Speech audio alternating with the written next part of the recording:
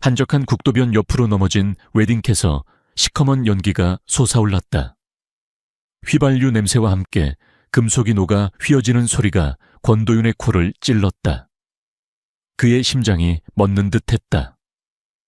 불과 몇 분 전까지만 해도 저 채는 그의 약혼녀 한채린이 타고 있었다. 1시간 후면 그와 함께 결혼식장에 들어설 여자였다. 오늘이 바로 그들의 결혼식 날이었다. RK그룹의 젊은 CEO이자 새엄마를 애타게 기다리는 어린 아들을 둔 싱글 대디 권도윤. 그는 마침내 행복이 자신에게도 미소 짓는다고 생각했다. 하지만 지금 그의 눈앞에 펼쳐진 것은 현실의 지옥이었다. 탐욕스러운 불길이 차체를 핥고 있었고 자욱한 연기 너머로 그는 더욱 끔찍한 광경을 목격했다. 순백의 웨딩드레스를 입은 채린이 정신을 잃은 채 쇠사슬에 손목이 묶여 운전대에 매달려 있는 것이었다. 단 한순간의 망설임도 없이 도윤은 자신의 차 문을 박차고 불타는 차를 향해 뛰어들었다. 뒷좌석에서 들려오는 아들의 울부짖음이 그의 심장을 갈갈이 찢는 듯했지만 그는 멈출 수 없었다. 권도윤은 38 대한민국 최고의 IT 기업 RK그룹을 이끄는 냉철하고 능력 있는 CEO였다. 몇 년 전 사랑하는 아내를 병으로 잃고 그는 어린 아들 민준이를 홀로 키우며 일에만 매진해왔다. 그의 삶은 차갑고 건조했으며 웃음을 잃은 지 오래였다. 그런 그에게 한채린이라는 여자는 봄날의 햇살처럼 다가왔다. 그녀는 젊고 아름다운 건축가였고 무엇보다 따뜻하고 순수한 마음을 가진 여자였다. 두 사람은 지인의 소개로 우연히 만나게 되었고 서로의 아픔을 공유하고 위로하며 자연스럽게 사랑에 빠졌다. 채린은 민준이에게도 친엄마처럼 다정하게 대해주었고 민준이 역시 그녀를 무척 따랐다. 도윤은 마침내 자신의 얼어붙었던 심장이 다시 뛰는 것을 느꼈고 그녀와 함께라면 새로운 행복을 찾을 수 있을 것이라고 믿었다. 결혼식 당일 도윤은 최고급 슈트를 차려입고 아들 민준이의 손을 잡은 채 약속된 예식장으로 향하고 있었다. 민준이는 잔뜩 들뜬 표정으로 새엄마가 될 채린에 대한 기대감을 제잘거렸고 도윤은 그런 아들의 모습을 흐뭇하게 바라보며 미소 지었다. 그의 마음은 아주 오랜만에 느껴보는 설렘과 행복감으로 가득 차 있었다. 하지만 그 행복은 너무나도 짧았다. 예식장으로 향하는 한적한 국도변에서 그는 믿을 수 없는 광경을 목격하게 된 것이었다. 약혼녀 채린이 타고 있을 웨딩카가 시커먼 연기를 내뿜으며 불타고 있었고 그 안에는 채린이 갇혀 있었다. 안 돼, 채린 씨. 도윤은 이성을 잃고 미친 듯이 불타는 차를 향해 달려갔다. 뜨거운 열기가 그의 온몸을 덮쳤고 매캐한 연기가 그의 눈과 코를 자극했지만 그는 아랑곳하지 않았다. 그의 머릿속에는 오직 채린을 구해야 한다는 생각뿐이었다. 아빠 가지 마세요. 위험해요. 뒷좌석에서 민준이가 울부짖었지만 그의 목소리는 이미 도윤에게 들리지 않았다. 차량 내부는 이미 화염으로 가득 차 있었고 유독 가스가 자욱했다. 채린은 정신을 잃은 채 운전석에 쓰러져 있었고 그녀의 하얀 웨딩드레스는 검게 그을려 군데군데 불이 붙어 있었다. 그리고 그녀의 한쪽 손목은 굵은 쇠사슬에 묶여 운전대에 단단히 고정되어 있었다. 이것은 단순한 사고가 아니었다. 명백한 살인 의도를 가진 범죄였다. 채린 씨, 정신 차려요, 채린 씨. 도윤은 필사적으로 그녀를 흔들어 깨우려 했지만 그녀는 미동조차 없었다. 그는 급한 마음에 자신의 차에서 비상용 공구함을 가져와 쇠사슬을 끊으려 했지만 쇠사슬은 생각보다 훨씬 더 튼튼했고 시간은 점점 더 촉박해져 갔다. 불길은 점점 더 거세졌고 차량 내부 온도는 살인적으로 치솟았다. 젠장 제발 끊어져라. 도윤은 온 힘을 다해 쇠사슬 절단기를 내리쳤다. 그의 손은 이미 화상으로 엉망이 되어 있었고 온몸은 땀과 연기로 범벅이 되어 있었지만 그는 포기하지 않았다. 그의 눈에는 오직 체린을 구해야 한다는 절박함과 함께 이 끔찍한 범죄를 저지른 자에 대한 불타는 분노가 이글거리고 있었다. 몇 번의 시도 끝에 마침내 쇠사슬이 끊어졌다. 도윤은 재빨리 체린을 차 밖으로 끌어냈고 그녀를 안전한 곳으로 옮기자마자 차량은 거대한 폭발음과 함께 산산조각 나버렸다. 만약 조금이라도 늦었더라면 두 사람 모두 목숨을 잃을 뻔한 아찔한 순간이었다. 도윤은 거친 숨을 몰아쉬며 불타는 차량의 잔해를 바라보았다. 그의 온몸은 만신창이가 되어 있었지만 그는 고통을 느낄 겨를도 없었다. 그는 곧바로 체린의 상태를 살폈다. 그녀는 여전히 의식이 없었고 호흡도 매우 가빴다. 그는 자신의 휴대폰으로 119에 신고를 하고 동시에 자신의 비서에게 연락하여 모든 상황을 알렸다. 잠시 후 구급차와 경찰차가 요란한 사이렌 소리와 함께 도착했고 체린은 긴급히 병원으로 후송되었다. 도윤 역시 간단한 응급처치를 받고 경찰 조사를 받기 시작했다. 그는 자신이 목격한 모든 상황을 최대한 침착하게 진술했고 반드시 이 사건의 배후를 밝혀내어 범인을 자신의 손으로 처단하겠다고 다짐했다. 경찰은 현장에서 몇 가지 단서들을 수거했지만 범인을 특정할 만한 결정적인 증거는 찾지 못했다. 다만 차량 방화 및 살인 미수라는 명백한 범죄 행위에 대해서는 즉각적인 수사에 착수했다. 도윤은 아들 민준이를 자신의 비서에게 맡기고 곧바로 체린이 입원한 병원으로 향했다. 체린은 응급수술을 받고 중환자실로 옮겨졌지만 여전히 의식불명 상태였다. 의사는 그녀가 심각한 화상과 함께 유독가스 흡입으로 인한 호흡기 손상 그리고 정신적인 충격으로 인해 생명이 위독할 수도 있다고 말했다. 도윤은 절망감에 무너져 내릴 것 같았지만 그는 결코 포기할 수 없었다. 그는 체린의 곁을 밤새도록 지키며 그녀가 깨어나기를 간절히 기도했다. 그의 마음속에는 체린을 향한 깊은 사랑과 함께 이 끔찍한 범죄를 저지른 자들에 대한 복수심이 불타오르고 있었다. 대체 누가 어떤 이유로 이런 잔인한 짓을 벌인 것일까? 단순한 원한 관계일까? 아니면 그의 사업과 관련된 음모일까? 아니면 체린의 과거와 관련된 어떤 비밀이 있는 것일까? 도윤의 머릿속은 온갖 의문과 추측으로 복잡하게 얽혀 들어갔다. 그는 반드시 이 사건의 진실을 밝혀내고 체린을 위험에 빠뜨린 자들을 찾아내어 그에 상응하는 대가를 치르게 하리라 굳게 다짐했다. 그의 차가운 눈빛에는 이미 복수의 화염이 타오르고 있었다. 결혼식 날 아침 천국에서 지옥으로 떨어진 한 남자의 처절한 싸움은 이제 막 시작되려 하고 있었다. 그리고 그 싸움의 끝에는 아무도 예상하지 못한 충격적인 반전이 기다리고 있을 것이었다. 한체리는 중환자실에서 사투를 벌이고 있었다. 전신 화상과 유독가스 흡입으로 인한 폐 손상, 그리고 극심한 정신적 충격까지. 의료진은 최선을 다하고 있었지만 그녀의 상태는 여전히 위중했고 언제 깨어날 수 있을지 장담할 수 없었다. 권도윤은 중환자실 유리창 너머로 온갖 의료 장비에 둘러싸여 힘겹게 숨을 몰아쉬는 체린의 모습을 망연자실 바라보았다. 그의 심장은 갈기갈기 찢어지는 듯 아팠고 그녀를 이렇게 만든 자들에 대한 분노는 하늘을 찔렀다. 그는 자신의 경미한 화상 따위는 안중에도 없었다. 경찰 수사는 즉각적으로 시작되었지만 초기에는 별다른 진척이 없었다. 현장은 이미 화재로 인해 대부분의 증거가 소실된 상태였고 범행 현장이 외딴 국도변이었던 탓에 목격자를 찾기도 어려웠다. 다만 경찰은 현장에서 수거된 몇 가지 단서들을 통해 이것이 단순한 차량 화재 사고가 아니라 명백한 살인 의도를 가진 계획적인 범죄라는 결론을 내렸다. 첫 번째, 충격적인 사실은 체린을 묶고 있던 쇠사슬이 일반적인 것이 아니라 특수 제작된 고강도 합금 사슬이라는 점이었다.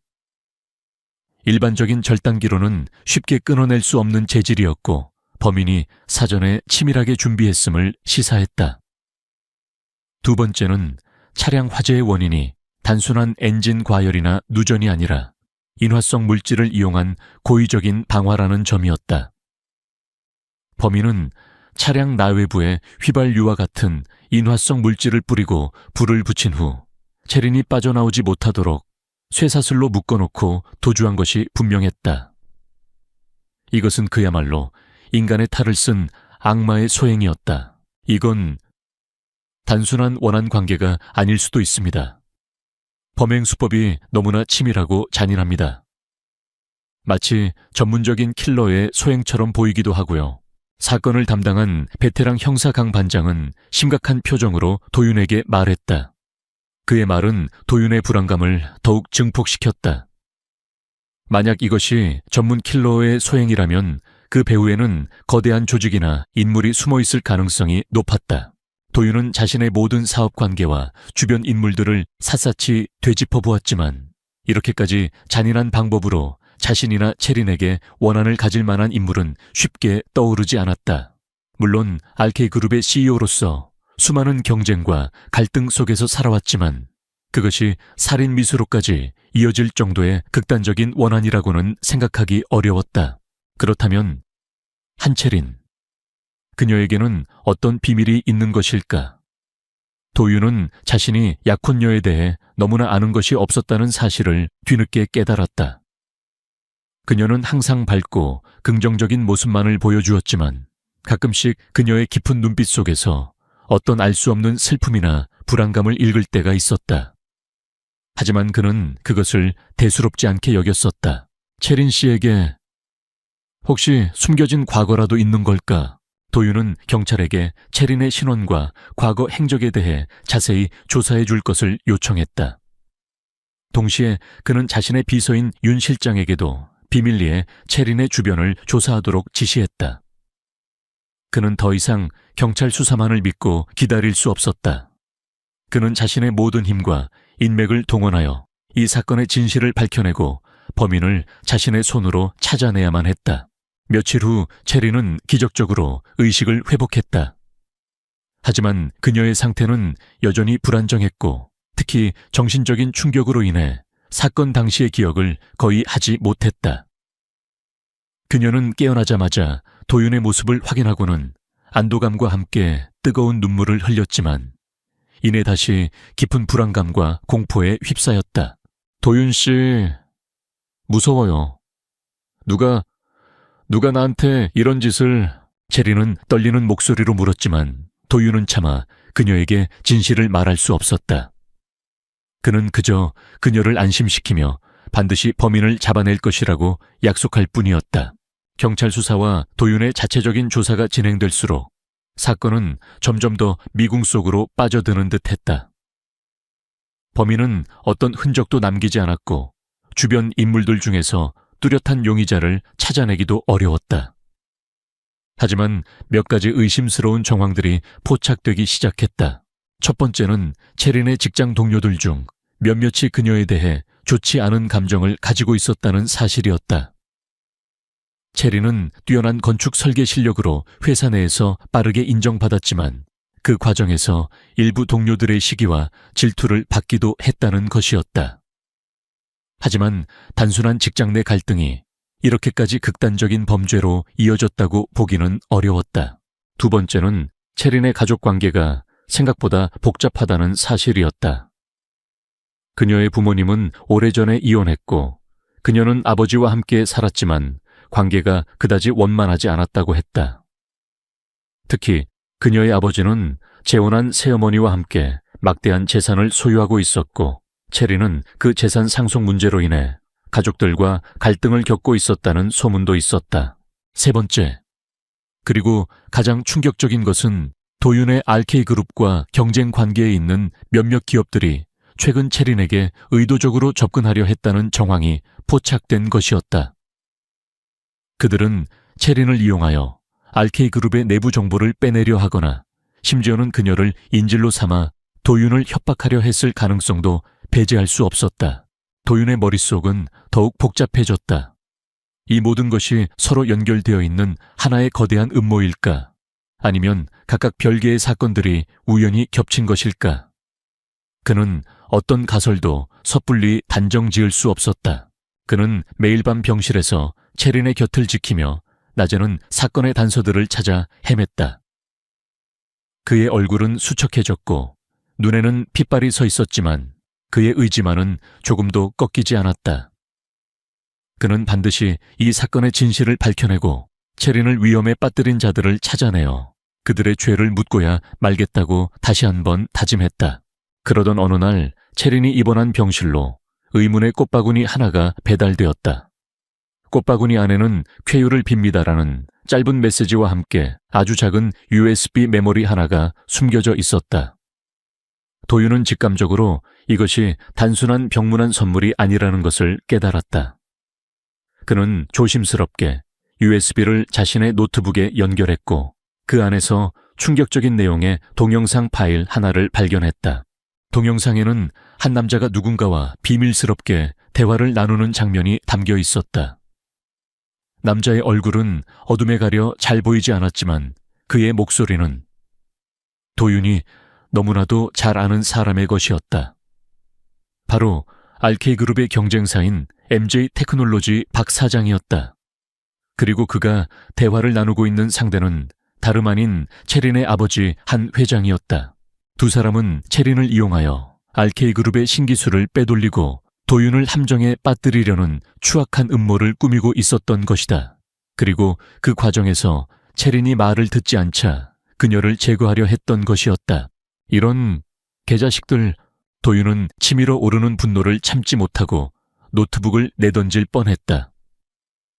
그는 믿었던 사람들에게 처절하게 배신당했다는 사실에 엄청난 충격을 받았다. 그리고 자신의 어리석음과 무지함에 깊은 자괴감을 느꼈다. 하지만 그는 좌절하지 않았다. 오히려 이 동영상은 그에게 새로운 희망과 함께 복수의 칼날을 갈 수 있는 결정적인 증거가 되어주었다. 그는 이제 더 이상 어둠 속에서 헤매지 않을 것이었다. 그의 눈앞에는 명확한 목표와 함께 그 목표를 향해 나아갈 수 있는 길이 열리고 있었다. 잿더미 속에서 발견한 냉혹한 진실. 그것은 이제 거대한 방역의 서막을 알리는 신호탄과도 같았다. USB 메모리 속 동영상이 남긴 충격은 권도윤의 머릿속을 하얗게 만들었다. 자신의 약혼녀 한채린의 아버지가 경쟁사 사장과 결탁하여 RK그룹의 신기술을 빼돌리고 심지어는 자신의 딸까지 제거하려 했다는 사실은 도저히 믿기 어려운 악몽과도 같은 현실이었다. 그는 한동안 아무런 생각도 할 수 없었고 그저 깊은 배신감과 분노 그리고 채린에 대한 안타까움과 연민으로 가슴을 칠 뿐이었다. 어떻게 아버지라는 사람이 자기 딸에게 이런 끔찍한 짓을. 도윤은 치밀어 오르는 분노를 억누르며 중얼거렸다. 그는 당장이라도 한 회장을 찾아가 모든 것을 따져 묻고 싶었지만 지금은 그럴 때가 아니었다. 체린은 여전히 병상에 누워 있었고 사건의 진실은 아직 완전히 밝혀지지 않았다. 섣불리 움직였다가는 오히려 체린을 더 큰 위험에 빠뜨릴 수도 있었다. 그는 가장 먼저 윤 실장에게 연락하여 자신이 발견한 동영상 파일에 대해 알리고 MJ 테크놀로지 박 사장과 한 회장의 관계 그리고 그들이 과거에 어떤 사업들을 함께 진행했는지에 대해 철저하게 뒷조사를 지시했다. 동시에 그는 병원 측에 특별히 부탁하여 체린의 병실 보안을 강화하고 외부인의 접근을 철저히 통제하도록 했다. 그는 더 이상 체린을 혼자 둘 수 없었다. 며칠 후 체린은 일반 병실로 옮겨졌지만 여전히 사건 당시의 기억은 되찾지 못하고 있었다. 그녀는 가끔씩 악몽을 꾸는지 식은땀을 흘리며 잠에서 깨어나곤 했고 낯선 사람을 보면 극도의 불안감을 드러냈다. 도윤은 그런 그녀의 곁을 밤낮없이 지키며 따뜻한 말과 행동으로 그녀를 안심시키려 애썼다. 그는 차마 그녀에게 아버지의 배신에 대한 끔찍한 진실을 말할 수는 없었다. 지금 그녀에게 필요한 것은 안정과 회복이었으니까. 도윤 씨, 나 아무것도 기억나지 않아요. 내가 왜 이렇게 다쳤는지, 누가 나한테 이런 짓을 했는지. 아무것도요. 너무 무서워요. 체리는 눈물을 글썽이며 도윤의 손을 잡았다. 도윤은 그런 그녀를 안타까운 눈빛으로 바라보며 부드럽게 그녀의 머리를 쓰다듬었다. 괜찮아요, 체린 씨. 다 괜찮아질 거예요. 내가 있잖아요. 내가 반드시 범인을 잡아서 당신을 이렇게 만든 놈들에게 죗값을 치르게 할게요. 그러니까 아무 걱정하지 말고 푹 쉬어요. 그의 따뜻한 위로의 체리는 조금씩 안정을 되찾아갔지만 그녀의 마음속 깊은 곳에는 여전히 지울 수 없는 공포와 불안감이 남아있었다. 한편 윤 실장의 조사는 빠르게 진행되었다. 그는 박 사장과 한 회장이 과거 몇 차례 대규모 부동산 개발 사업을 함께 진행하면서 막대한 이익을 챙겼으며 그 과정에서 불법적인 자금 조성과 탈세 혐의가 있다는 정황 증거들을 확보했다. 또한 그들이 최근 RK그룹이 개발 중인 차세대 인공지능 기술에 눈독을 들이고 그것을 빼돌리기 위해 체린을 이용하려 했다는 심증도 굳어져 갔다. 체린이 건축가로서 RK그룹의 신사옥 설계 프로젝트에 참여하고 있었고 그 과정에서 자연스럽게 그룹의 핵심 기술 정보에 접근할 수 있었기 때문이었다. 대표님, 아무래도 한 회장과 박 사장은 체린 아가씨를 단순한 미끼로 이용하려 했던 것 같습니다.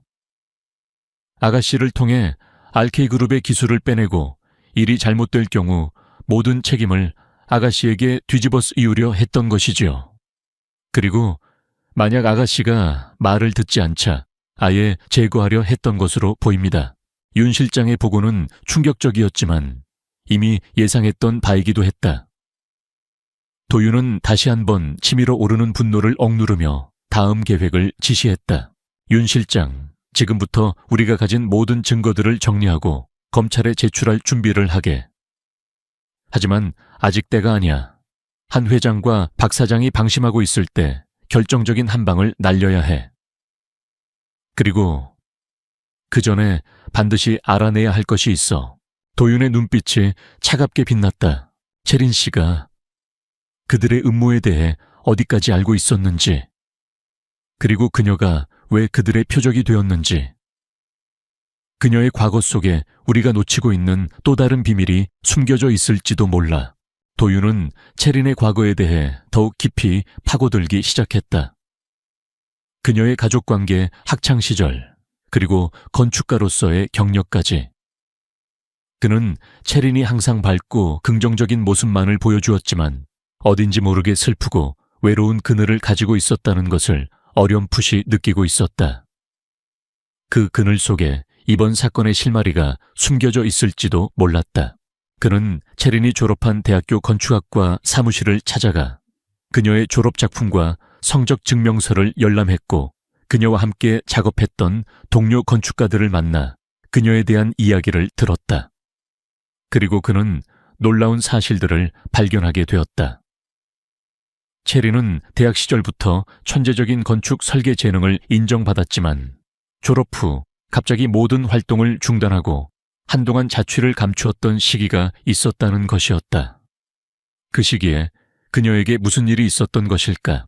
도윤은 끈질긴 추적 끝에 체린이 과거 아버지 한 회장의 강요로 정략 결혼을 할 뻔했다가 파혼한 경험이 있다는 것을 알아냈다. 상대는 유력 정치인의 아들이었고 그 결혼은 한 회장의 사업 확장을 위한 정략적인 목적이 강했다. 하지만 체린은 그 결혼을 완강히 거부했고 그 과정에서 아버지와 큰 갈등을 겪었다고 했다. 어쩌면 그때의 일이 이번 사건과 어떤 연관이 있는 것은 아닐까. 그러던 중 병원에서 체린을 간호하던 도윤은 그녀의 잠꼬대 속에서 뜻밖의 단서를 얻게 되었다. 그녀는 계속해서 푸른 나비라는 알 수 없는 단어를 되뇌었고 극도의 공포에 질린 표정으로 누군가에게 용서를 빌고 있었다. 푸른 나비, 그게 대체 뭐지? 도윤은 직감적으로 그 푸른 나비가 이번 사건의 핵심적인 단서가 될 것이라고 생각했다. 그는 즉시 윤 실장에게 푸른 나비와 관련된 모든 것을 조사하도록 지시했다. 며칠 후 윤 실장은 충격적인 보고를 가지고 돌아왔다. 푸른 나비는 과거 한 회장이 운영했던 불법 도박 사이트의 이름이었고 그 사이트는 몇 년 전 경찰의 대대적인 단속으로 폐쇄되었지만 그 과정에서 수많은 사람들이 돈을 잃고 파멸에 이르렀다는 것이었다. 그리고 그들 중 일부는 한 회장에게 깊은 원한을 품고 복수를 계획하고 있을 가능성이 높았다.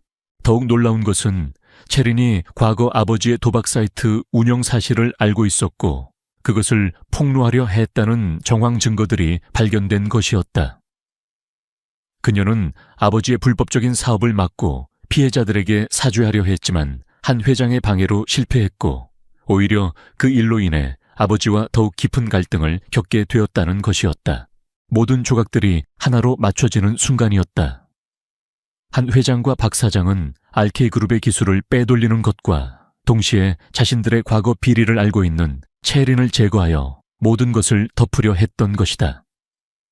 체린은 단순히 그들의 음모에 이용당한 것이 아니라 그들의 가장 큰 약점을 알고 있는 위험한 존재였던 것이다. 도윤은 엄청난 진실 앞에서 다시 한번 할 말을 잃었다. 그는 체린이 겪었을 고통과 외로움을 생각하며 가슴 아파했고 동시에 그녀의 용기와 정의감에 깊은 존경심을 느꼈다. 그는 이제 더 이상 망설일 수 없었다. 그는 반드시 체린을 보호하고 이 모든 추악한 음모의 배후를 밝혀내어 그들을 법의 심판대에 세워야만 했다. 하지만 그들 역시 만만치 않은 상대였다. 한 회장과 박 사장은 자신들의 범죄가 드러날 위기에 처하자 더욱 필사적으로 도윤과 체린을 제거하려 할 것이 분명했다. 병원 안이라고 해서 결코 안전하지 않았다. 이미 그들의 검은 손길이 병원 내부까지 뻗어 있을지도 몰랐다. 도윤은 결단을 내려야 했다. 그는 체린을 데리고 병원을 빠져나가 안전한 곳으로 피신한 후 방역을 준비하기로 마음먹었다. 그것은 매우 위험한 도박이었지만 그에게는 다른 선택지가 없었다. 그는 체린의 손을 잡고 아무도 모르게 병실을 빠져나왔다. 그들의 길고 험난한 싸움은 이제 새로운 국면으로 접어들고 있었다. 숨겨진 과거와 감춰진 적들 사이에서 그들은 살아남기 위한 처절한 사투를 시작해야만 했다. 권도윤은 한채린을 데리고 병원을 빠져나와 윤 실장이 미리 준비해둔 안전가옥으로 향했다. 그곳은 서울 외곽의 한적한 곳에 위치한 평범한 주택이었지만 최첨단 보안 시스템과 함께 외부와의 모든 연락이 철저히 차단된 그들만의 비밀스러운 요새였다. 도윤은 체린이 심리적으로 안정을 되찾고 동시에 외부의 위협으로부터 완벽하게 보호받을 수 있도록 모든 조치를 취했다. 안전가옥에 도착한 후에도 체린의 상태는 여전히 불안정했다. 그녀는 끔찍했던 사고의 충격과 기억 상실로 인해 극도의 혼란과 불안감을 느끼고 있었고 밤마다 악몽에 시달리며 잠 못 이루는 날들이 많았다. 도윤은 그런 그녀의 곁을 한시도 떠나지 않고 지극정성으로 간호했다. 그는 부드러운 목소리로 그녀를 안심시키고 따뜻한 음식과 함께 그녀가 좋아하는 음악을 들려주며 조금이라도 편안함을 느낄 수 있도록 최선을 다했다. 도윤 씨, 나 정말 아무것도 기억나지 않아요.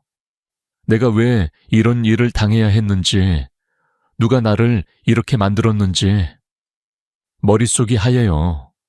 너무 두렵고 답답해요. 체리는 눈물을 글썽이며 도윤에게 자신의 심정을 토로했다. 도윤은 그런 그녀를 안타까운 눈빛으로 바라보며 그녀의 손을 꼭 잡아주었다. 괜찮아요, 체린 씨. 지금은 아무것도 생각하지 말고 푹 쉬어요. 내가 있잖아요.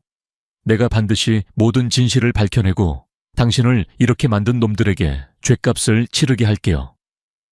그러니까 나를 믿고 조금만 더 힘을 내요. 그의 진심 어린 위로와 굳건한 믿음은 체린에게 큰 힘이 되었다. 그녀는 조금씩 안정을 되찾기 시작했고 잃어버린 기억의 조각들을 맞추기 위해 노력하기 시작했다. 그녀의 머릿속에는 간헐적으로 푸른 나비라는 단어와 함께 아버지 한 회장의 차가운 눈빛, 그리고 정체 모를 남자들의 위협적인 모습들이 단편적으로 떠올랐다 사라지곤 했다. 한편 도윤은 윤 실장과 함께 한 회장과 박 사장의 추악한 음모를 파헤치기 위한 본격적인 방역 준비에 착수했다. 그가 병원에서 입수한 USB 동영상 파일은 그들의 범죄 행각을 입증할 수 있는 결정적인 증거였지만 그것만으로는 부족했다. 그들의 배후에는 더욱 거대하고 조직적인 검은 세력이 숨어있을 가능성이 높았고 그들의 뿌리까지 완전히 뽑아내기 위해서는 더 확실하고 치밀한 증거들이 필요했다. 도윤은 과거 RK그룹의 보안 시스템을 총괄했던 자신의 경험과 지식을 바탕으로 푸른 나비 불법 도박 사이트의 자금 흐름과 운영 방식, 그리고 그와 관련된 모든 인물들의 연결고리를 역추적하기 시작했다. 그는 밤낮 없이 컴퓨터 앞에 앉아 방대한 양의 데이터들을 분석했고 그 과정에서 충격적인 사실들을 연이어 발견하게 되었다. 푸른 나비는 단순한 불법 도박 사이트가 아니었다. 그것은 한 회장과 박 사장이 수년간 막대한 규모의 비자금을 조성하고 돈 세탁을 하기 위해 만들어낸 거대한 범죄 네트워크의 핵심이었고 그 자금의 일부는 정치권과 법조계의 유력 인사들에게까지 흘러들어가 그들의 비호를 받고 있었다는 정황이 포착된 것이었다. 그리고 그 네트워크의 중심에는 체린의 어머니, 즉 한 회장의 전 부인이자 과거 푸른 나비의 실제 운영자였던 인물이 깊숙이 관여되어 있었다는 충격적인 사실까지 드러났다. 이럴 수가. 체린 씨 어머니까지. 도윤은 엄청난 충격에 휩싸였다. 체린의 어머니는 몇 년 전 의문의 교통사고로 사망한 것으로 알려져 있었지만 어쩌면 그녀의 죽음 역시 이 거대한 음모와 관련이 있을지도 모른다는 끔찍한 의심이 그의 머릿속을 스쳐 지나갔다. 만약 그렇다면 체린은 단순히 아버지의 악행을 막으려 했던 것이 아니라 어머니의 죽음에 대한 진실을 파헤치려다 위험에 처하게 된 것일 수도 있었다. 이것이 바로 도윤이 마주하게 된 두 번째 충격적인 진실이었다. 그는 이 모든 사실을 체린에게 알려야 할지 깊이 고민했다. 하지만 지금 그녀의 상태로는 이 엄청난 진실을 감당하기 어려울 것이라고 판단했다. 그는 일단 자신만의 힘으로 모든 증거를 확보하고 한 회장과 박 사장을 비롯한 모든 관련자들을 법의 심판대에 세운 후에 그때 가서 체린에게 모든 것을 이야기하기로 결심했다. 하지만 그들의 움직임을 눈치챈 한 회장과 박 사장 측의 방역도 만만치 않았다. 그들은 자신들의 범죄가 드러날 위기에 처하자 더욱 필사적으로 도윤과 체린을 제거하려 했다. 그들은 안전가옥의 위치를 알아내기 위해 혈안이 되었고 도윤의 주변 사람들을 매수하거나 협박하여 정보를 캐내려 했다. 심지어는 RK그룹 내부에 자신들의 스파이를 심어놓고 도윤의 일거수일투족을 감시하며 그의 약점을 찾으려 했다. 어느 날 밤 안전가옥 주변에 정체 모를 괴한들이 나타나 그들을 위협하는 아찔한 상황까지 벌어졌다. 다행히 도윤과 윤 실장이 미리 설치해둔 보안 시스템과 경호 인력들 덕분에 위기를 모면할 수 있었지만 그들은 더 이상 이곳도 안전하지 않다는 것을 깨달았다. 대표님, 더 이상 지체할 시간이 없습니다.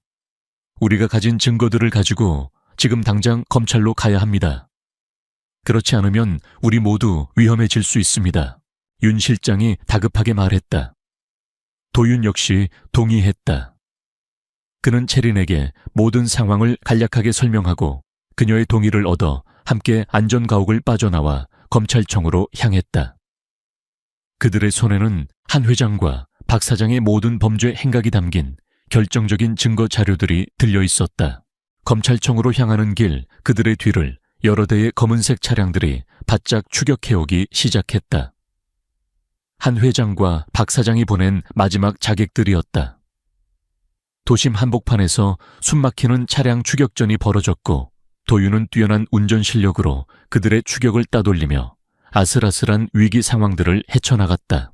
마침내 검찰청 앞에 도착했을 때 그들을 기다리고 있는 것은 또 다른 함정이었다. 박 사장 측에서 매수한 듯한 일부 기자들이 그들을 둘러싸고 악의적인 질문들을 퍼부으며 혼란을 조성하려 했던 것이다. 하지만 도윤은 조금도 당황하지 않고 오히려 그 상황을 역이용하여 자신이 가진 증거 자료들의 일부를 기자들 앞에서 공개하며 한 회장과 박 사장의 추악한 음모를 만천에 폭로했다. 여기 있는 모든 증거들은 한지원 회장과 박진성 사장이 저지른 불법 도박, 사이트 운영 비자금 조성 탈세, 그리고 살인 미수 혐의를 입증하는 명백한 자료들입니다.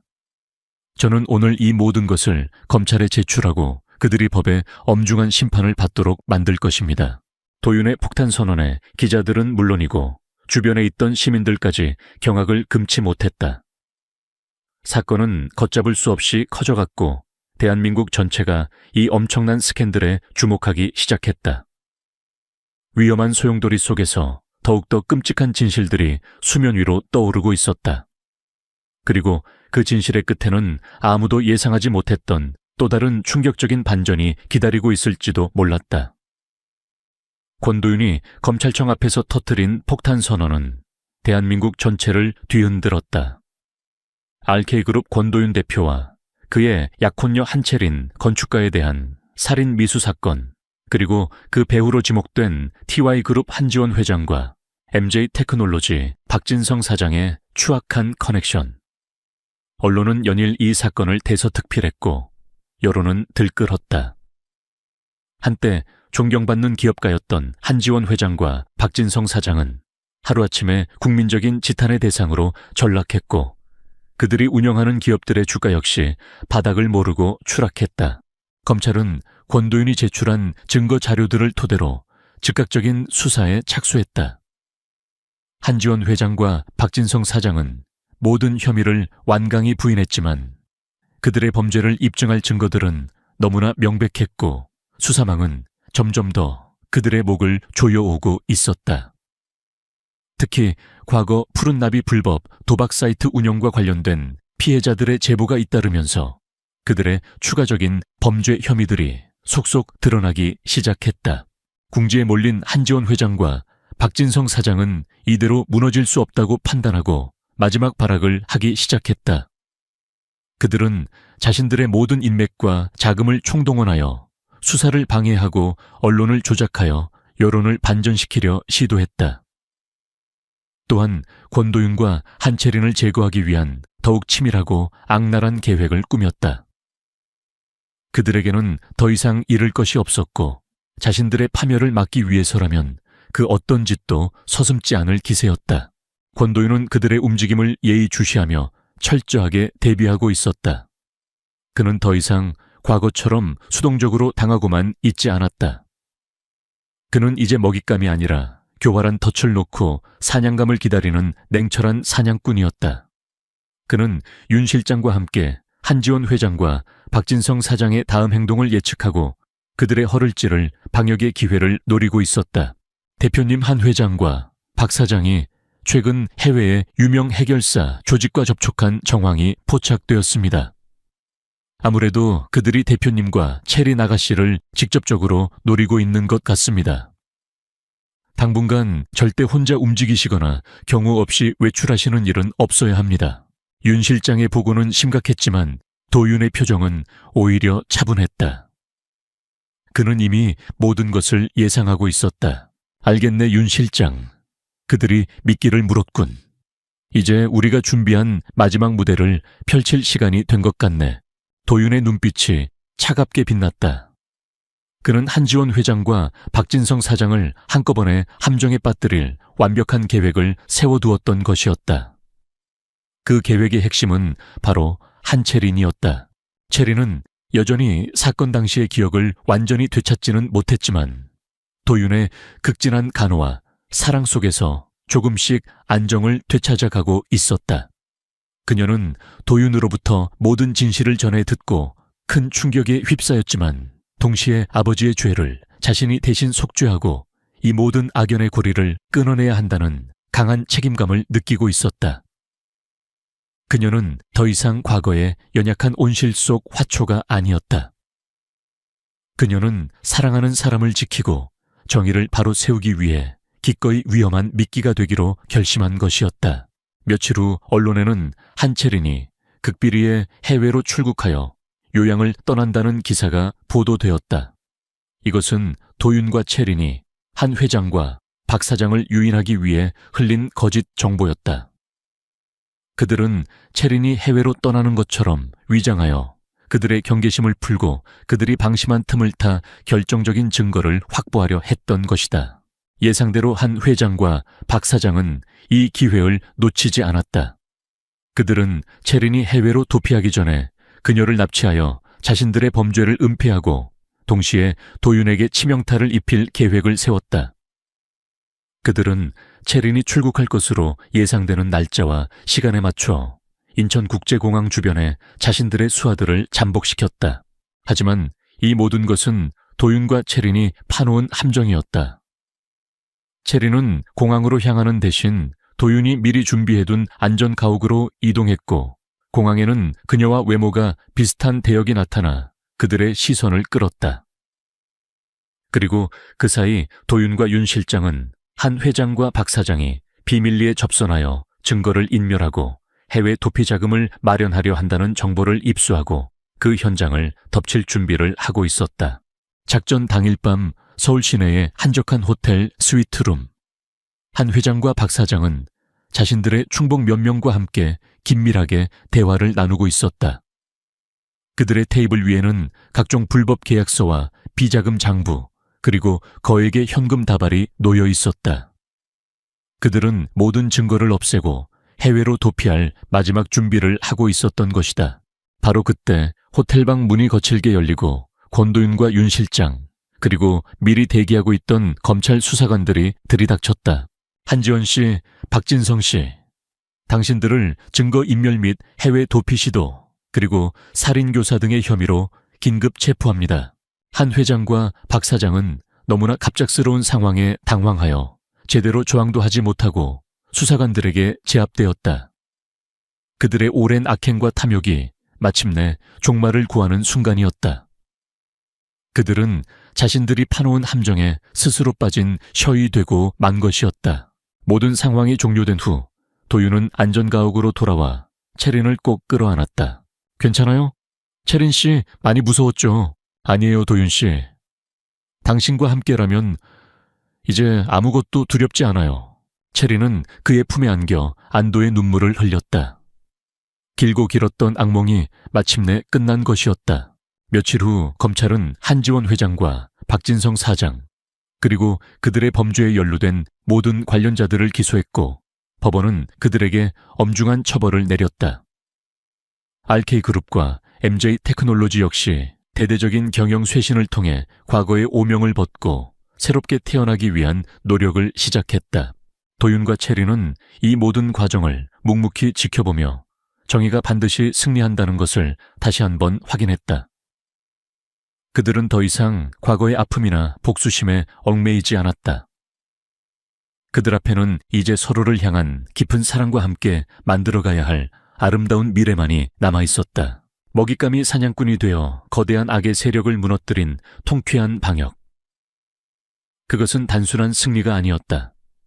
그것은 사랑과 정의, 그리고 인간에 대한 깊은 신뢰가 만들어낸 위대한 기적이었다. 그리고 그 기적의 중심에는 서로의 손을 놓지 않고 끝까지 함께 싸워온 두 사람 권도윤과 한채린이 있었다. 그들의 위험하고도 아름다웠던 사랑 이야기는 이제 막 새로운 희망의 장을 열 준비를 하고 있었다. 한지원 회장과 박진성 사장이 호텔 스위트룸에서 긴급 체포되는 장면은 대한민국 전체를 경악하게 만든 뉴스의 시작에 불과했다. 권도윤이 검찰에 제출한 방대한 양의 증거 자료들은 그들이 지난 수년간 저질러온 추악한 범죄 행각들을 낱낱이 담고 있었고 검찰은 즉시 특별수사팀을 구성하여 대대적인 수사에 착수했다. 수사가 진행될수록 상상을 초월하는 진실들이 드러나기 시작했다. 푸른나비 불법 도박 사이트는 단순한 도박 자금 조성을 넘어 정재계 유력 인사들의 약점을 잡고 그들을 조종하기 위한 비밀 정보 수집의 창구 역할까지 해왔다는 사실이 밝혀졌다. 한지원 회장과 박진성 사장은 이 정보를 이용하여 수많은 불법적인 이권을 챙겼으며 그들의 검은 커넥션은 사회 곳곳에 깊숙이 뿌리 내리고 있었다. 한채린의 어머니 고인이 된 한 회장의 전 부인이 푸른나비의 실제 운영자였다는 사실 또한 큰 파장을 불러일으켰다. 그녀는 남편의 강압과 폭력 속에서 어쩔 수 없이 범죄에 가담했지만 동시에 몰래 그들의 비리 증거들을 수집하며 언젠가는 모든 것을 폭로하고 딸 체린을 그 지옥에서 구해내려 했던 것이었다. 그녀가 의문의 교통사고로 사망한 것 역시 이러한 그녀의 움직임을 눈치챈 한 회장과 박 사장 측의 계획적인 살인이었을 가능성이 높다는 정황 증거들이 속속들이 드러났다. 체리는 이 모든 사실을 알게 되면서 엄청난 충격과 함께 깊은 슬픔에 빠졌다. 자신을 그토록 사랑했던 어머니가 그런 끔찍한 비밀을 간직한 채 고통 속에서 살다 갔다는 사실에 가슴이 미어졌고 아버지라는 이름 뒤에 숨겨진 한지원 회장의 잔인하고 이기적인 모습에 치를 떨었다. 하지만 그녀는 더 이상 과거의 연약한 존재가 아니었다. 그녀 곁에는 권도윤이라는 든든한 버팀목이 있었고 그녀는 어머니의 못다한 복수와 정의 실현을 위해 그리고 자신과 도윤의 미래를 위해 이 모든 시련을 이겨내기로 굳게 다짐했다. 권도윤은 체린을 보호하는 동시에 한 회장과 박 사장의 남은 세력들이 증거를 인멸하거나 해외로 도피하려는 시도를 막기 위해 RK그룹의 모든 정보력과 인맥을 총동원했다. 그는 마치 숙련된 지휘자처럼 냉철하고 신속하게 상황을 통제했고 그의 지휘 아래 윤 실장을 비롯한 RK그룹의 핵심 인력들은 일사불란하게 움직이며 검찰 수사에 적극적으로 협조했다. 하지만 한 회장과 박 사장의 저항도 만만치 않았다. 그들은 막강한 자금력과 법조계 인맥을 이용하여 수사를 방해하고 언론을 통해 권도윤과 체린에 대한 악의적인 루머를 퍼뜨리며 여론을 자신들에게 유리하게 돌리려 시도했다. 심지어는 해외로 도피한 킬러 조직에게 다시 한번 거액의 자금을 보내 권도윤과 체린을 암살하려는 끔찍한 계획까지 세웠다. 어느 날 밤 도윤과 체린이 머물고 있던 안전가옥에 정체불명의 괴한들이 침입했다. 그들은 한 회장과 박 사장이 보낸 마지막 자객들이었다.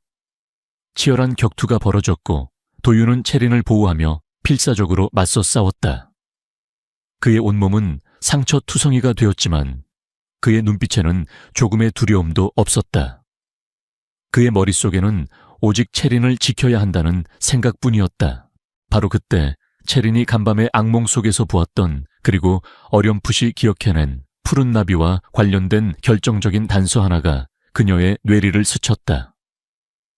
그것은 바로 어머니가 자신에게 남긴 마지막 선물이었던 작은 오르골 속에 숨겨진 비밀이었다. 오르골 안에는 한 회장과 박 사장의 모든 범죄 계획과 비자금 내역, 그리고 그들의 검은 커넥션에 대한 상세한 정보가 담긴 마이크로칩이 숨겨져 있었던 것이었다. 체리는 즉시 도윤에게 이 사실을 알렸고 도윤은 괴한들을 따돌리고 오르골을 확보하기 위해 다시 한번 위험한 작전을 감행해야 했다. 오르골은 체린의 옛집, 지금은 한 회장의 수하들이 삼엄하게 지키고 있는 곳에 숨겨져 있었다. 도윤은 RK그룹의 최정예 보안팀과 함께 체린의 옛집으로 잠입했다. 칠흑 같은 어둠 속에서 숨막히는 잠입과 격투가 벌어졌고 마침내 그는 수많은 위험을 뚫고 오르골을 손에 넣는 데 성공했다. 그리고 그 안에서 발견된 마이크로칩은 한 회장과 박 사장의 모든 죄악을 명명백백하게 밝혀줄 마지막 퍼즐 조각이었다.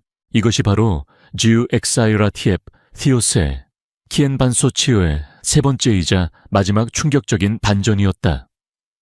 체린의 어머니가 남긴 결정적인 증거, 그리고 그것을 찾아내기 위한 도윤과 체린의 목숨을 건 사투.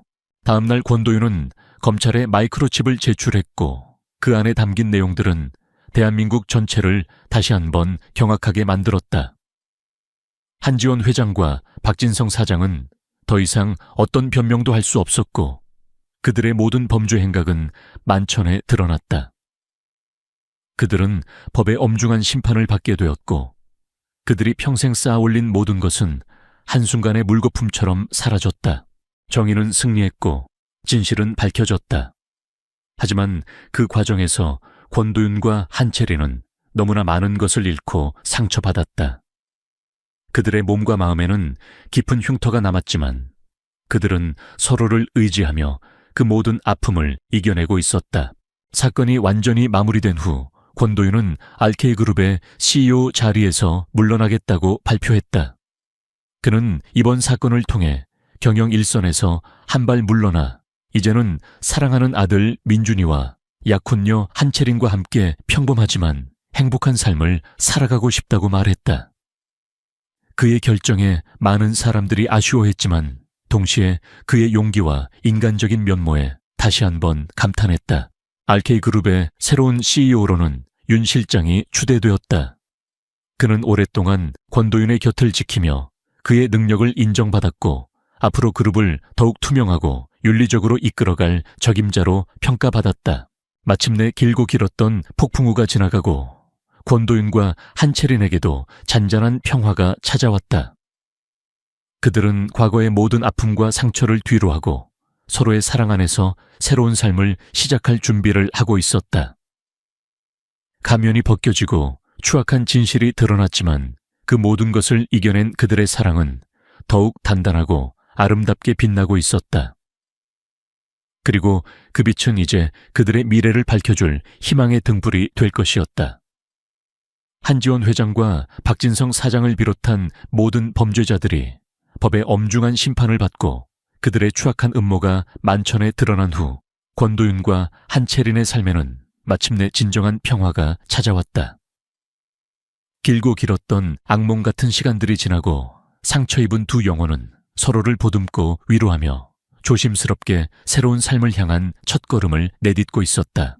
한채린은 병원에서 퇴원한 후에도 한동안 물리치료와 심리치료를 병행해야 했다. 끔찍했던 사고의 후유증은 그녀의 몸과 마음에 깊은 상처를 남겼지만 권도윤의 헌신적인 사랑과 보살핌, 그리고 어린 아들 민준이의 해맑은 웃음은 그녀에게 큰 힘이 되어주었다. 그녀는 조금씩 과거의 악몽에서 벗어나기 시작했고 잃어버렸던 기억들도 서서히 되찾아갔다. 특히 어머니가 남긴 오르골 속에 숨겨진 비밀과 그로 인해 자신이 얼마나 큰 위험에 처했었는지를 깨달으면서 어머니에 대한 그리움과 함께 아버지 한지원 회장에 대한 깊은 슬픔과 연민을 느끼기도 했다. 권도윤은 약속대로 RK그룹의 CEO 자리에서 물러났다. 그의 갑작스러운 사임 발표는 재계에 큰 파장을 불러일으켰지만 그는 조금도 후회하지 않았다. 그에게는 이제 회사의 성공이나 명예보다 더 소중한 것, 바로 가족의 행복과 평범한 일상이 있었기 때문이었다. 그는 자신의 모든 것을 걸고 지켜낸 사랑하는 아들 민준이와 약혼녀 채린과 함께 조용하고 평화로운 삶을 살아가고 싶었다. RK그룹의 새로운 CEO로는 그의 오랜 신보기자 능력을 인정받은 윤 실장이 추대되었고 그는 도윤의 뜻을 이어받아 그룹을 더욱 투명하고 윤리적으로 이끌어갈 것을 약속했다. 도윤과 채린 그리고 민준이는 서울 근교의 한적한 전원주택으로 거처를 옮겼다. 그곳은 푸른 잔디밭과 아름다운 정원이 있는 마치 동화 속에 나올 법한 예쁜 집이었다.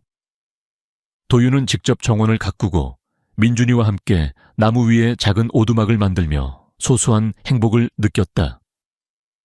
채린 역시 과거에 화려했던 건축가로서의 삶 대신 사랑하는 사람들을 위해 따뜻한 음식을 만들고 집안을 아름답게 꾸미는 평범한 일상 속에서 진정한 기쁨을 찾아가고 있었다. 그녀는 틈틈이 그림을 그리거나 작은 조각품들을 만들며 자신의 예술적인 감각을 표현하기도 했다. 시간이 흘러 채린의 몸과 마음은 거의 완전히 회복되었고 두 사람은 마침내 미뤄왔던 결혼식을 올리기로 결심했다. 그들의 결혼식은 과거에 화려했던 약혼식과는 전혀 다른 모습이었다. 값비싼 호텔이나 수많은 하객들 대신 그들은 자신들의 집 앞마당에서 가족들과 가장 가까운 친구들 몇 명만을 초대하여 작고 소박하지만 의미 있는 언약식을 가졌다. 결혼식 날 채린은 순백의 웨딩드레스 대신 자신이 직접 디자인한 다나한 연보라색 원피스를 입었고 그녀의 머리에는 민준이가 직접 만들어준 작은 들꽃 화관이 예쁘게 장식되어 있었다. 도윤은 깔끔한 정장 차림으로 그녀의 손을 잡고 하객들 앞에 섰다. 그의 얼굴에는 긴장감과 함께 세상 그 누구보다도 행복한 미소가 떠올라 있었다. 민준이는 귀여운 턱시도를 입고 두 사람의 결혼 반지를 전달하는 꼬마 신랑 역할을 톡톡히 해냈다. 주례는 도윤과 채린이 함께 존경하는 과거 채린의 어머니와도 인연이 깊었던 한 노신부님이 맡아주셨다. 신부님은 두 사람이 겪어온 시련과 사랑 이야기를 언급하며 진정한 행복은 모든 것을 가졌을 때가 아니라 모든 것을 잃을 뻔한 순간을 이겨내고 서로의 소중함을 깨달았을 때 찾아오는 것이라는 감동적인 축사를 전해주었다. 오늘 이 두 사람은 세상 그 어떤 연인보다도 더 깊고 단단한 사랑으로 하나가 되었습니다. 그들의 사랑은 불길 속에서 피어난 꽃과 같았고 절망 속에서 찾아낸 희망과도 같았습니다. 부디 이 아름다운 사랑이 영원히 변치 않고 앞으로 두 사람의 삶에 축복과 기쁨만이 가득하기를 기도합니다. 도윤과 채린은 서로의 눈을 바라보며 영원한 사랑을 맹세했다. 그들의 눈에는 기쁨과 감격의 눈물이 반짝이고 있었다. 그들은 서로에게 반지를 끼워주고 하객들의 뜨거운 박수 속에서 감미로운 입맞춤을 나누었다. 더 이상 그들에게는 어떤 시련도 두렵지 않았다. 그들은 서로의 손을 잡고 앞으로 펼쳐질 그 어떤 미래라도 함께 헤쳐나갈 준비가 되어 있었다. 결혼식이 끝나고 그들은 마당 한쪽에 마련된 작은 테이블에 둘러앉아 조촐한 피로연을 즐겼다. 따스한 봄 햇살 아래 민준이는 두 사람 사이에서 제잘거리며 웃음꽃을 피웠고 도윤과 채린은 그런 민준이의 모습을 사랑스러운 눈빛으로 바라보았다. 그들의 모습은 마치 한 폭의 아름다운 그림과도 같았다.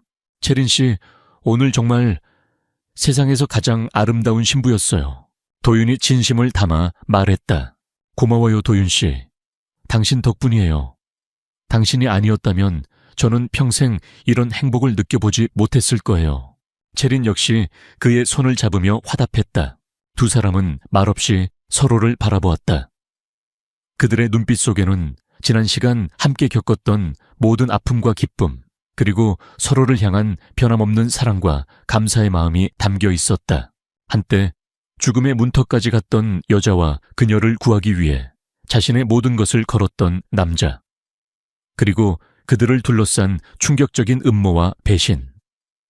그 모든 시련을 이겨내고 마침내 하나가 된 그들의 사랑 이야기는 우리에게 진정한 용기와 희생, 그리고 인간에 대한 깊은 신뢰가 만들어낼 수 있는 기적을 보여주었다.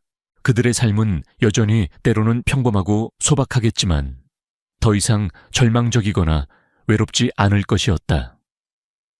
그들에게는 서로를 아끼고 사랑하는 가족이 있었고 세상을 향한 따뜻한 마음과 꺼지지 않는 희망의 불꽃이 가슴 속에서 타오르고 있었기 때문이었다. 마음의 상처는 시간이 지나면서 서서히 아물겠지만 그 상처를 통해 얻게 된 서로에 대한 깊은 이해와 사랑은 영원히 변치 않을 것이었다. 그들은 함께 새로운 미래를 약속했고 그 약속은 그들의 삶을 더욱 풍요롭고 아름답게 만들어줄 것이었다. 폭풍우가 지나간 자리에 더욱 찬란하게 떠오르는 무지개처럼 그들의 행복은 이제 막 시작되고 있었다.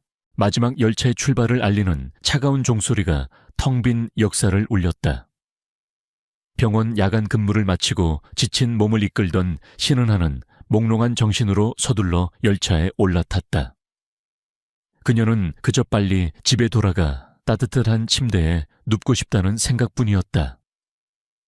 다른 생각에 잠겨있던 그녀는 자신이 반대 방향 도시에 낡고 낯선 동네로 향하는 열차에 잘못 올라탔다는 사실을 깨닫지 못했다.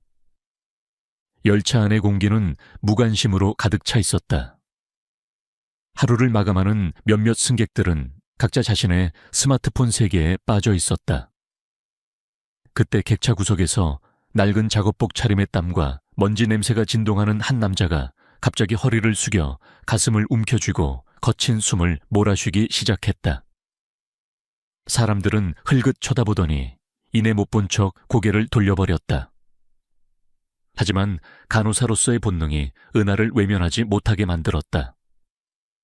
그녀는 걱정과 약간의 두려움으로 세차게 뛰는 심장을 안고 자리에서 일어나 쓰러져가는 남자를 향해 다가갔다. 그녀는 전혀 알지 못했다. 양심에서 비롯된 이 행동이 자신의 평범한 삶을 송두리째 바꿔놓을 운명적인 사건의 시작이 될 것이라는 것을 신은하는 27살 서울의 한 종합병원 응급실에서 일하는 간호사였다. 그녀의 하루하루는 생과 사의 경계에서 치열하게 흘러갔고 퇴근 후에는 녹초가 되어 잠들기 바빴다. 그녀는 어려운 가정 형편 속에서도 간호사라는 꿈을 이루기 위해 악착같이 공부해왔고 환자들을 돌보는 일에서 큰 보람을 느끼고 있었다. 하지만 동시에 도시의 차가운 무관심과 이기심에 지쳐가고 있기도 했다. 오늘도 그녀는 12시간이 넘는 긴 야간 근무를 마치고 집으로 향하는 길이었다. 피곤함에 지쳐 잠시 졸았던 탓일까? 그녀는 자신이 타야 할 열차를 놓치고 반대 방향으로 향하는 마지막 열차에 몸을 싣고 말았다. 낯선 노선, 낯선 풍경. 그녀는 뒤늦게 자신이 길을 잘못 들었다는 것을 깨달았지만 이미 열차는 출발한 후였다. 젠장, 오늘따라 왜 이러지? 그녀는 나지막이 한숨을 쉬며 다음 역에서 내려 다시 돌아갈 차를 기다리기로 했다. 바로 그때 객차 한쪽 구석에서 소란이 일기 시작했다. 중년의 한 남자가 가슴을 부여잡고 극심한 고통을 호소하며 바닥에 쓰러진 것이었다. 그의 얼굴은 창백해졌고 식은땀을 비 오듯 흘리고 있었으며 호흡은 매우 가빠 보였다. 누가 보아도 응급 상황이었다. 하지만 놀랍게도 주변의 다른 승객들은 아무런 행동도 취하지 않았다. 그들은 남자의 남루한 옷차림과 지저분한 행색을 보고는 그저 술 취한 노숙자이거나 위험한 사람일 것이라고 지레짐작하고 자리를 피하거나 못 본 척할 뿐이었다.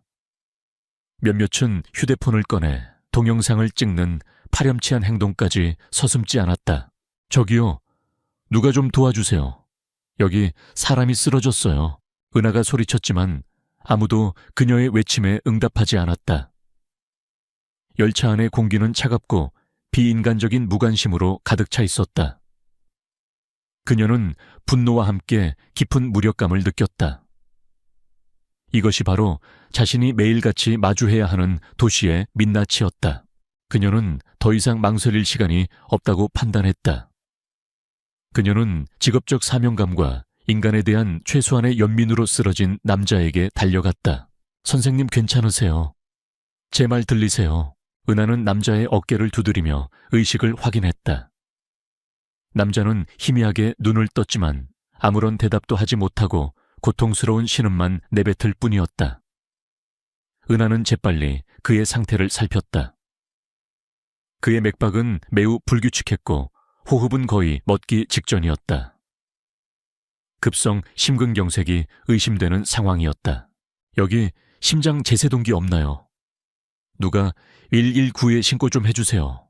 은하는 주변 사람들을 향해 다시 한번 소리쳤지만 여전히 아무도 움직이지 않았다. 그녀는 이를 악물고 자신이 할 수 있는 최선을 다하기로 결심했다.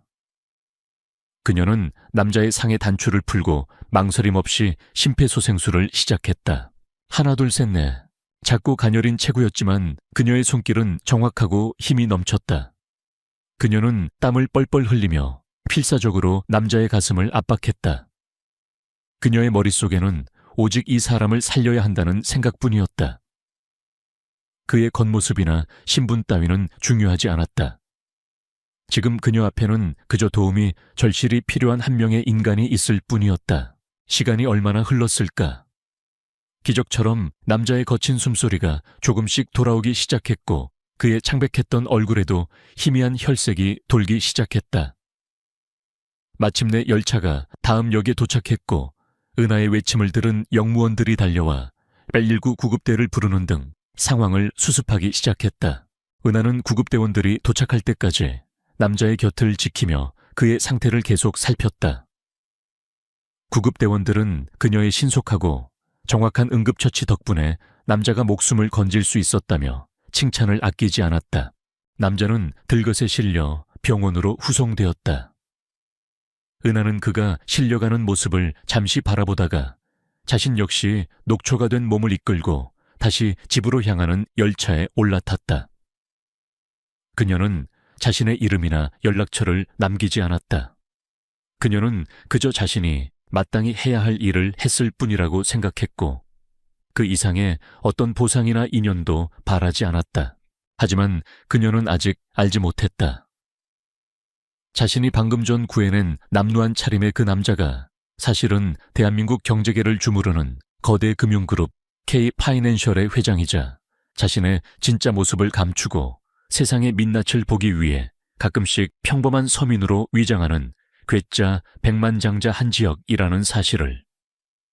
그리고 그와의 우연한 만남이 앞으로 그녀의 평범했던 삶을 송두리째 뒤흔들 운명적인 사건의 시작이 될 것이라는 것을.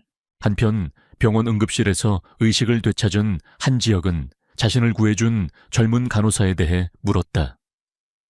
하지만 그녀는 이미 흔적도 없이 사라진 후였다. 그의 손에는 그녀가 응급처치를 하다가 흘린 듯한 낡고 빛바랜 작은 손수건 하나만이 남아있었다. 손수건 한쪽 구석에는 SEEH라는 이니셜이 희미하게 수놓아져 있었다. 윤 실장, 당장 이 손수건의 주인을 찾아내게. 대한민국을 다 뒤져서라도 반드시 찾아내야 해. 그녀는 내 생명의 은인이야. 한지혁은 자신의 비서인 윤 실장에게 차갑지만 단호한 목소리로 명령했다. 그의 눈빛은 그 어느 때보다도 강렬하게 빛나고 있었다. 그의 차가운 마음속에 아주 오랜만에 따뜻한 파문이 일기 시작한 것이었다. 그리고 그 파문의 이름은 아마도 운명일지도 몰랐다. 잘못한 지하철이 그들을 운명의 궤도 위로 올려놓은 것이었다. 지하철에서 낯선 남자를 구한 그날 밤 이후 신은아의 일상은 다시 팍팍한 현실로 돌아왔다. 그녀는 언제 그랬냐는 듯 다시 병원과 집을 오가며 바쁘고 고된 나날을 보냈다. 간밤의 일은 마치 한 편의 강렬한 영화처럼 그녀의 뇌리에 깊은 인상을 남겼지만 그녀는 그것을 그저 자신이 마땅히 해야 할 일을 했을 뿐이라고 생각하며 애써 잊으려 했다. 그녀에게는 지금 당장 해결해야 할 더 시급한 문제들이 산더미처럼 쌓여 있었다. 홀어머니가 남긴 막대한 병원비와 이제 막 대학에 입학한 남동생의 학비, 그리고 매달 꼬박꼬박 내야 하는 월세까지. 그녀의 어깨를 짓누르는 삶의 무게는 27의 젊은 여성이 감당하기에는 너무나 버거웠다. 그녀는 병원 야간 근무 외에도 쉬는 날이면 식당 서빙이나 전단지 아르바이트까지 하며 하루하루를 힘겹게 버텨내고 있었다. 은하야, 너 요즘 너무 무리하는 거 아니야. 얼굴이 반쪽이 됐어. 그러다 너까지 쓰러지겠다. 병원 동료이자 유일한 친구인 미영이 걱정스러운 눈빛으로 말했다. 괜찮아. 나 아직 젊잖아. 이 정도는 끄떡없어. 동생 녀석 졸업할 때까지만 고생하면 그때는 좀 나아지겠지.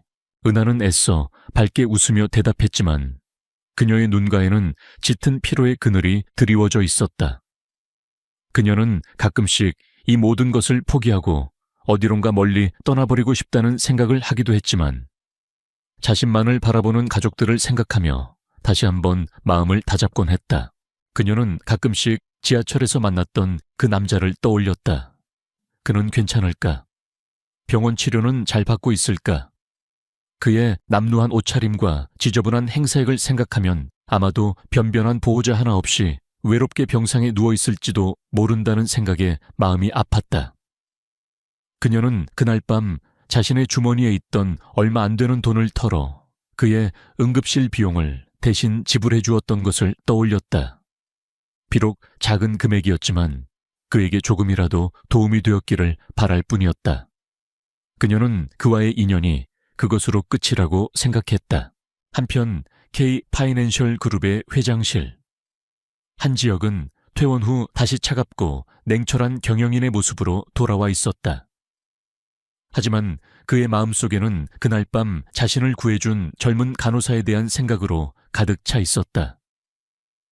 그녀의 용기 있는 행동, 따뜻한 마음씨, 그리고 필사적으로 자신의 가슴을 압박하던 그녀의 작지만 단단했던 손길까지. 모든 것이 그의 뇌리에 깊이 새겨져 있었다. 그는 평생을 사람을 믿지 않고 오직 돈과 권력의 논리로만 세상을 살아왔다. 그는 세상의 민낯을 보기 위해, 그리고 자신 주변에 있는 사람들이 과연 자신의 돈과 지위가 아닌 자기 자신을 보고 곁에 있는 것인지를 시험하기 위해 가끔씩 평범한 서민으로 위장하여 거리를 떠돌곤 했다. 그리고 그날 밤 그는 다시 한번 인간에 대한 깊은 환멸과 함께 동시에 예상치 못한 희망을 발견했던 것이었다. 모두가 자신을 외면하고 조롱할 때 유일하게 자신에게 손을 내밀어 주었던 그 여자, 신은하. 그는 그녀가 남기고 간 낡은 손수건을 만지작거리며 그녀를 떠올렸다. 윤 실장, 아직도 그 사람 못 찾았나? 지혁이 자신의 비서인 윤 실장에게 날카로운 목소리로 물었다. 죄송합니다, 회장님. 그날 밤 해당 지하철 노선의 모든 CCTV를 확인하고 인근 병원 응급실 기록까지 모두 뒤져보았지만 SEH라는 이니셜 외에는 어떤 단서도 찾을 수가 없었습니다. 마치 처음부터 존재하지 않았던 사람처럼 윤 실장의 보고에 지혁의 미간이 찌푸려졌다. 그는 결코 포기할 생각이 없었다. 그는 반드시 그녀를 찾아내어 감사의 마음을 전하고 그녀가 어떤 어려움에 처해 있든 자신이 모든 것을 해결해주고 싶었다. 이것은 단순한 보은의 감정을 넘어 그의 메말랐던 마음에 싹튼 새로운 감정의 시작일지도 몰랐다. 수단과 방법을 가리지 말고 찾아내. 대한민국 전체를 다 뒤져서라도 반드시 그녀를 내 앞에 데려와. 지역의 단호한 명령에 윤 실장은 다시 한번 고개를 숙였다. 그는 회장님이 이렇게까지 한 사람에게 집착하는 모습을 본 적이 없었기에 그 젊은 간호사에 대한 궁금증이 더욱 커져만 갔다. 지역의 대대적인 수색 작업이 시작되었다. K-파이낸셜 그룹의 모든 정보력과 인맥이 총동원되었고 윤 실장은 최고의 탐정팀까지 고용하여 SIEH라는 이니셜을 가진 여자를 찾아 나섰다. 그들은 서울 시내의 모든 병원 간호사 명단을 대조하고 지하철 CCTV에 찍힌 그녀의 희미한 인상착의를 바탕으로 몽타주까지 만들어 배포했다. 시간이 흐를수록 은하는 그날 밤의 기억을 조금씩 잊어가고 있었다. 그녀의 삶은 여전히 고되고 힘들었고 그녀는 눈앞에 닥친 현실적인 문제들을 해결하는 데 급급했다. 그러던 어느 날 그녀에게 뜻밖의 행운이 찾아왔다. 홀어머니가 남긴 막대한 병원비가 누군가에 의해 익명으로 모두 완납되었다는 연락을 받은 것이었다. 또한 남동생의 4년치 대학 등록금 전액이 장학금 명목으로 지급되었다는 소식도 함께 들려왔다. 은하는 너무나 놀라 아무 말도 할 수 없었다. 마치 하늘에서 돈벼락이라도 떨어진 듯한 믿을 수 없는 일이었다. 이게 대체 어떻게 된 일이지? 그녀는 자신에게 이런 엄청난 호의를 베풀 사람이 주변에 아무도 없다는 것을 잘 알고 있었기에 더욱더 혼란스러웠다. 그녀는 혹시나 하는 마음에 며칠 전 자신에게 걸려왔던 낯선 번호의 전화를 떠올렸다.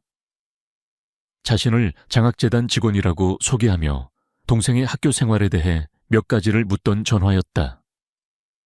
그때는 그저 단순한 확인 전화라고 생각했는데 어쩌면 이 모든 것이 그것과 관련이 있을지도 모른다는 생각이 들었다. 은하는 자신에게 찾아온 이 갑작스러운 행운이 두려우면서도 한편으로는 자신을 짓누르던 무거운 짐을 벗어던질 수 있게 되었다는 사실에 안도감을 느꼈다. 그녀는 자신을 도와준 익명의 은인에게 마음속으로 깊이 감사하며 앞으로 더욱더 성실하고 착하게 살아가겠다고 다짐했다. 하지만 그녀는 아직 알지 못했다. 자신에게 찾아온 이 기적이 바로 그날 밤 자신이 구해준 남루한 차림에 그 남자 한지혁 회장이 보낸 선물이라는 것을. 그리고 그가 지금 이 순간에도 자신을 찾기 위해 온 세상을 헤매고 있다는 사실을. 두 사람의 엇갈린 운명은 그렇게 보이지 않는 실타래처럼 조금씩 얽혀 들어가고 있었다. 한 사람은 자신이 베푼 친절을 까맣게 잊은 채 힘겨운 현실을 살아가고 있었고 또 다른 한 사람은 자신이 받은 은혜에 보답하기 위해 세상을 다 뒤지고 있었다. 과연 그들은 다시 만날 수 있을까? 그리고 그들의 재회는 또 어떤 새로운 운명의 파장을 몰고 오게 될까 질문들은 아직 답을 찾지 못한 채 서울의 밤하늘 아래 조용히 떠다니고 있었다. 신은아의 삶에 갑작스럽게 찾아온 행운은 그녀를 짓누르던 무거운 짐들을 상당 부분 덜어주었다. 더 이상 빚 독촉에 시달리지 않아도 되었고 동생의 학비 걱정도 덜게 되었다. 그녀는 난생 처음으로 마음의 여유라는 것을 느끼게 되었고 자신을 위해 작은 투자를 하기로 결심했다. 그녀는 병원 근무 외에 주말 시간을 이용하여 평소 배우고 싶었던 플로리스트 수업을 듣기 시작했다. 향기로운 꽃들을 만지고 아름다운 작품을 만드는 시간은 그녀의 지친 마음을 치유해주는 소중한 선물이 되었다. 그녀는 익명의 후원자에게 마음속으로 깊이 감사하며 언젠가는 자신도 다른 사람에게 이런 따뜻한 선물을 나눌 수 있는 사람이 되겠다고 다짐했다. 한편 K 파이낸셜 그룹의 한지혁 회장은 자신의 생명의 은인 SEH라는 이니셜의 손수건 주인인 그녀를 찾기 위한 노력을 멈추지 않았다. 최고의 탐정팀과 그룹의 모든 정보력을 동원했지만 그녀의 행방은 여전히 묘연했다. 지하철 CCTV 영상은 화질이 너무 좋지 않아 얼굴을 식별하기 어려웠고 그녀가 남기고 간 손수건 외에는 어떤 단서도 없었다. 시간이 흐를수록 지혁의 마음은 초조해졌다. 그는 태어나서 처음으로 돈과 권력으로도 해결할 수 없는 문제에 부딪힌 것이었다. 그는 자신도 모르게 그녀에 대한 생각으로 하루를 시작하고 마감했으며 그녀를 다시 만나고 싶다는 갈망은 점점 더 커져만 갔다. 그는 그녀가 어떤 사람인지, 지금 어디서 무엇을 하고 있는지, 그리고 왜 자신을 구해주고 아무런 흔적도 없이 사라졌는지 너무나도 알고 싶었다. 윤 실장, 아직도인가? 지혁의 목소리에는 날카로운 질책과 함께 깊은 실망감이 묻어 나왔다. 죄송합니다, 회장님. 최선을 다하고 있지만 워낙 단서가 부족해서 최선이라는 말은 결과로 증명하는 걸세. 어떤 방법을 써서라도 반드시 찾아내. 내가 직접 나서기 전에 지역의 단호한 명령에 윤 실장은 다시 한번 등줄기에서 식은땀이 흐르는 것을 느꼈다. 그는 회장님의 이런 모습을 본 적이 없었다. 그는 항상 감정을 드러내지 않고 이성적으로만 움직이던 사람이었다. 하지만 지금 그의 모습은 마치 첫사랑에 빠진 소년처럼 절박하고 감정적으로 보였다. 윤 실장은 수색 범위를 넓히고 새로운 접근 방식을 시도하기 시작했다. 그는 그날 밤 해당 지하철 노선과 시간대에 하차한 모든 승객들의 교통카드 사용 내역을 추적했고 동시에 서울 시내의 모든 병원 응급실에 근무하는 간호사들의 명단을 다시 한번 다주하기 시작했다. 또한 그는 은하가 남기고 간 낡은 손수건의 재질과 자수 기법을 분석하여 그것을 제작했을 만한 곳을 역추적해 나갔다. 며칠 밤낮으로 이어진 끈질긴 추적 끝에 마침내 아주 작은 실마리 하나가 잡혔다. 손수건에 수놓아진 독특한 자수 기법이 몇 년 전 문을 닫은 작은 수공예 공방에서만 사용되었던 방식이라는 것을 알아낸 것이었다. 그리고 그 공방의 주인이 바로 몇 해 전 지병으로 세상을 떠난 신은아의 어머니였다는 사실까지. 찾았습니다, 회장님. 그녀의 이름은 신은하.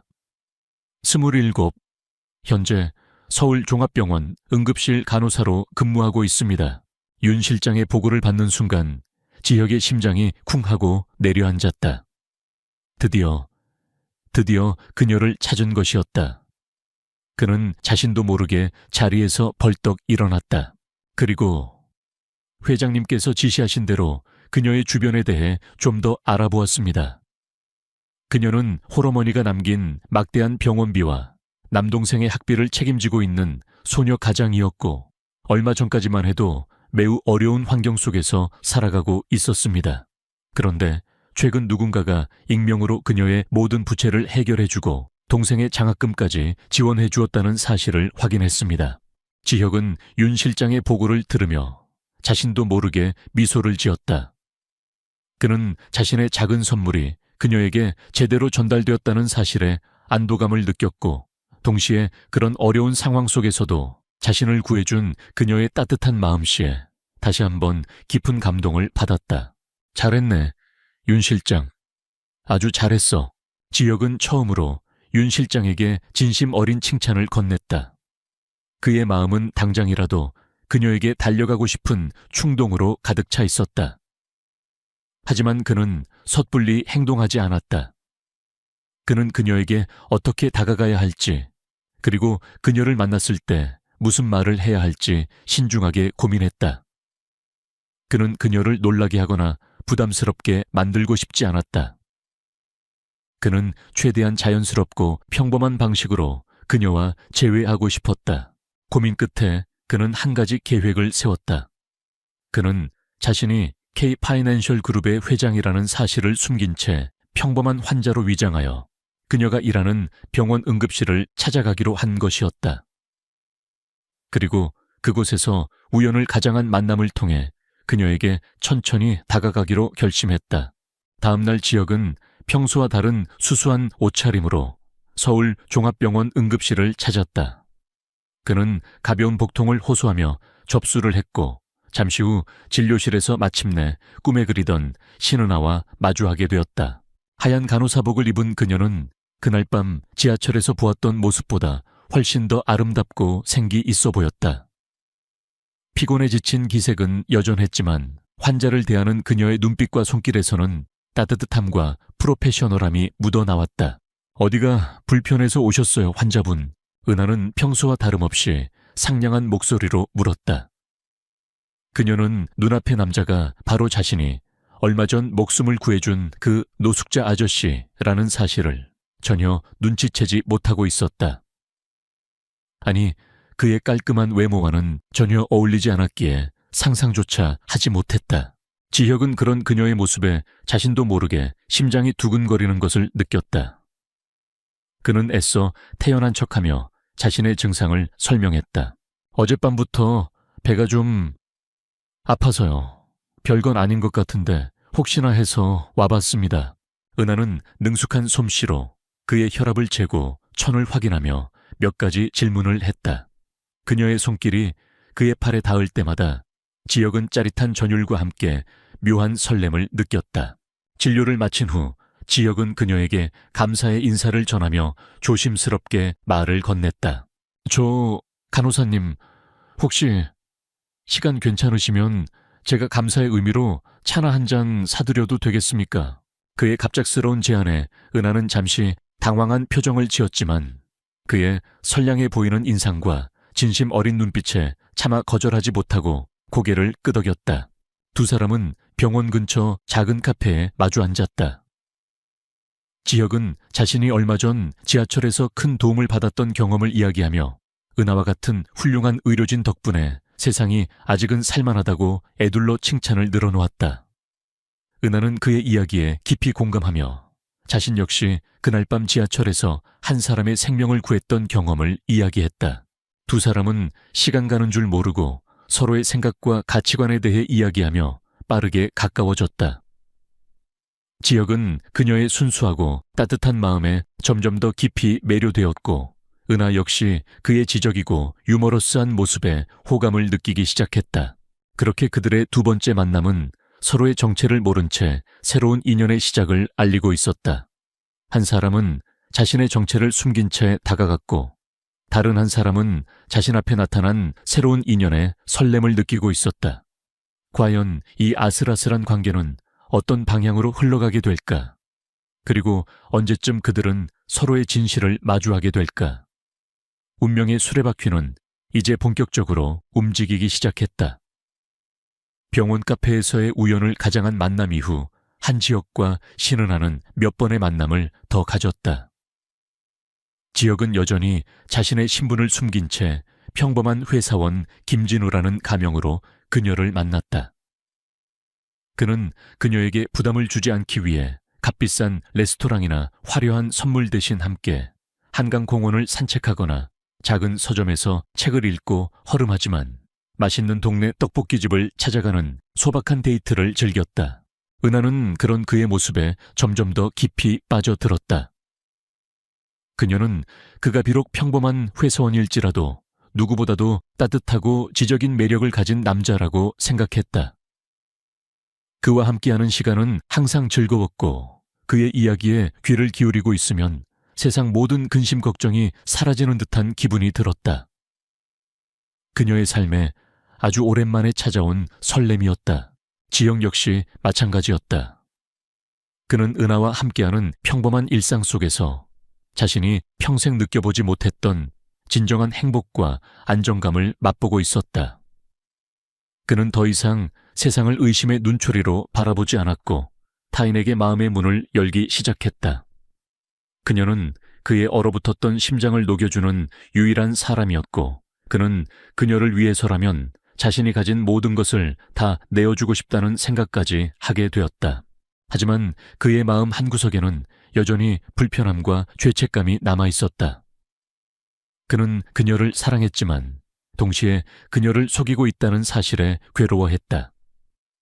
그는 언젠가는 그녀에게 모든 진실을 고백해야 한다는 것을 잘 알고 있었지만 만약 그녀가 진실을 알게 되었을 때 자신을 떠나버릴까봐 두려워 섣불리 용기를 내지 못하고 있었다. 그러던 어느 날 운명의 장난처럼 모든 진실이 밝혀지는 순간이 찾아왔다. 그날은 은하의 생일이었다. 지혁은 그녀를 위해 특별한 이벤트를 준비했다. 그는 자신이 K파이낸셜 그룹의 회장이라는 사실을 잠시 잊고 평범한 남자 김진우로서 그녀에게 잊지 못할 생일 선물을 해주고 싶었다. 그는 근사한 레스토랑을 예약하고 그녀가 좋아할 만한 작은 목걸이, 선물도 준비했다.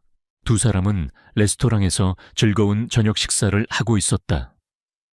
분위기는 그 어느 때보다도 로맨틱했고 두 사람은 서로의 눈을 바라보며 사랑을 속삭였다.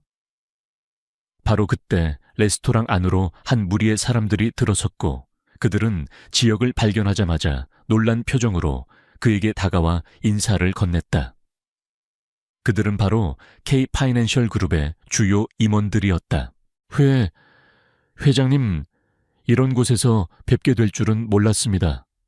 혹시 식사 중이셨습니까? 임원들은 깍듯하게 허리를 숙이며 지혁에게 인사를 했다. 은하는 순간 자신의 귀를 의심했다. 회장님, 그들이 지금 눈앞에 김진우 씨를 향해 회장님이라고 부른 것이란 말인가? 아, 강전무. 오랜만이군. 여기는 어쩐 일인가? 지혁은 당황한 기색을 감추지 못하며 애써 침착하게 대처하려 했지만 이미 때는 늦었다. 은하의 얼굴은 새하얗게 질려 있었고 그녀의 눈빛은 충격과 함께 깊은 배신감으로 흔들리고 있었다.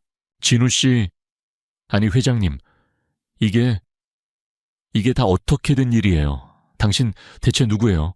은하의 떨리는 목소리가 레스토랑 안의 정적을 갈랐다. 지혁은 아무런 변명도 하지 못한 채 그저 미안한 표정으로 그녀를 바라볼 뿐이었다. 바로 그때 레스토랑 벽에 걸린 대형 TV 화면에서 K파이낸셜 그룹의 창립 기념행사를 알리는 뉴스가 흘러나오고 있었다. 그리고 화면 속에는 K파이낸셜 그룹을 이끄는 젊고 카리스마 넘치는 총수 한지혁 회장의 얼굴이 클로즈업되어 비춰지고 있었다.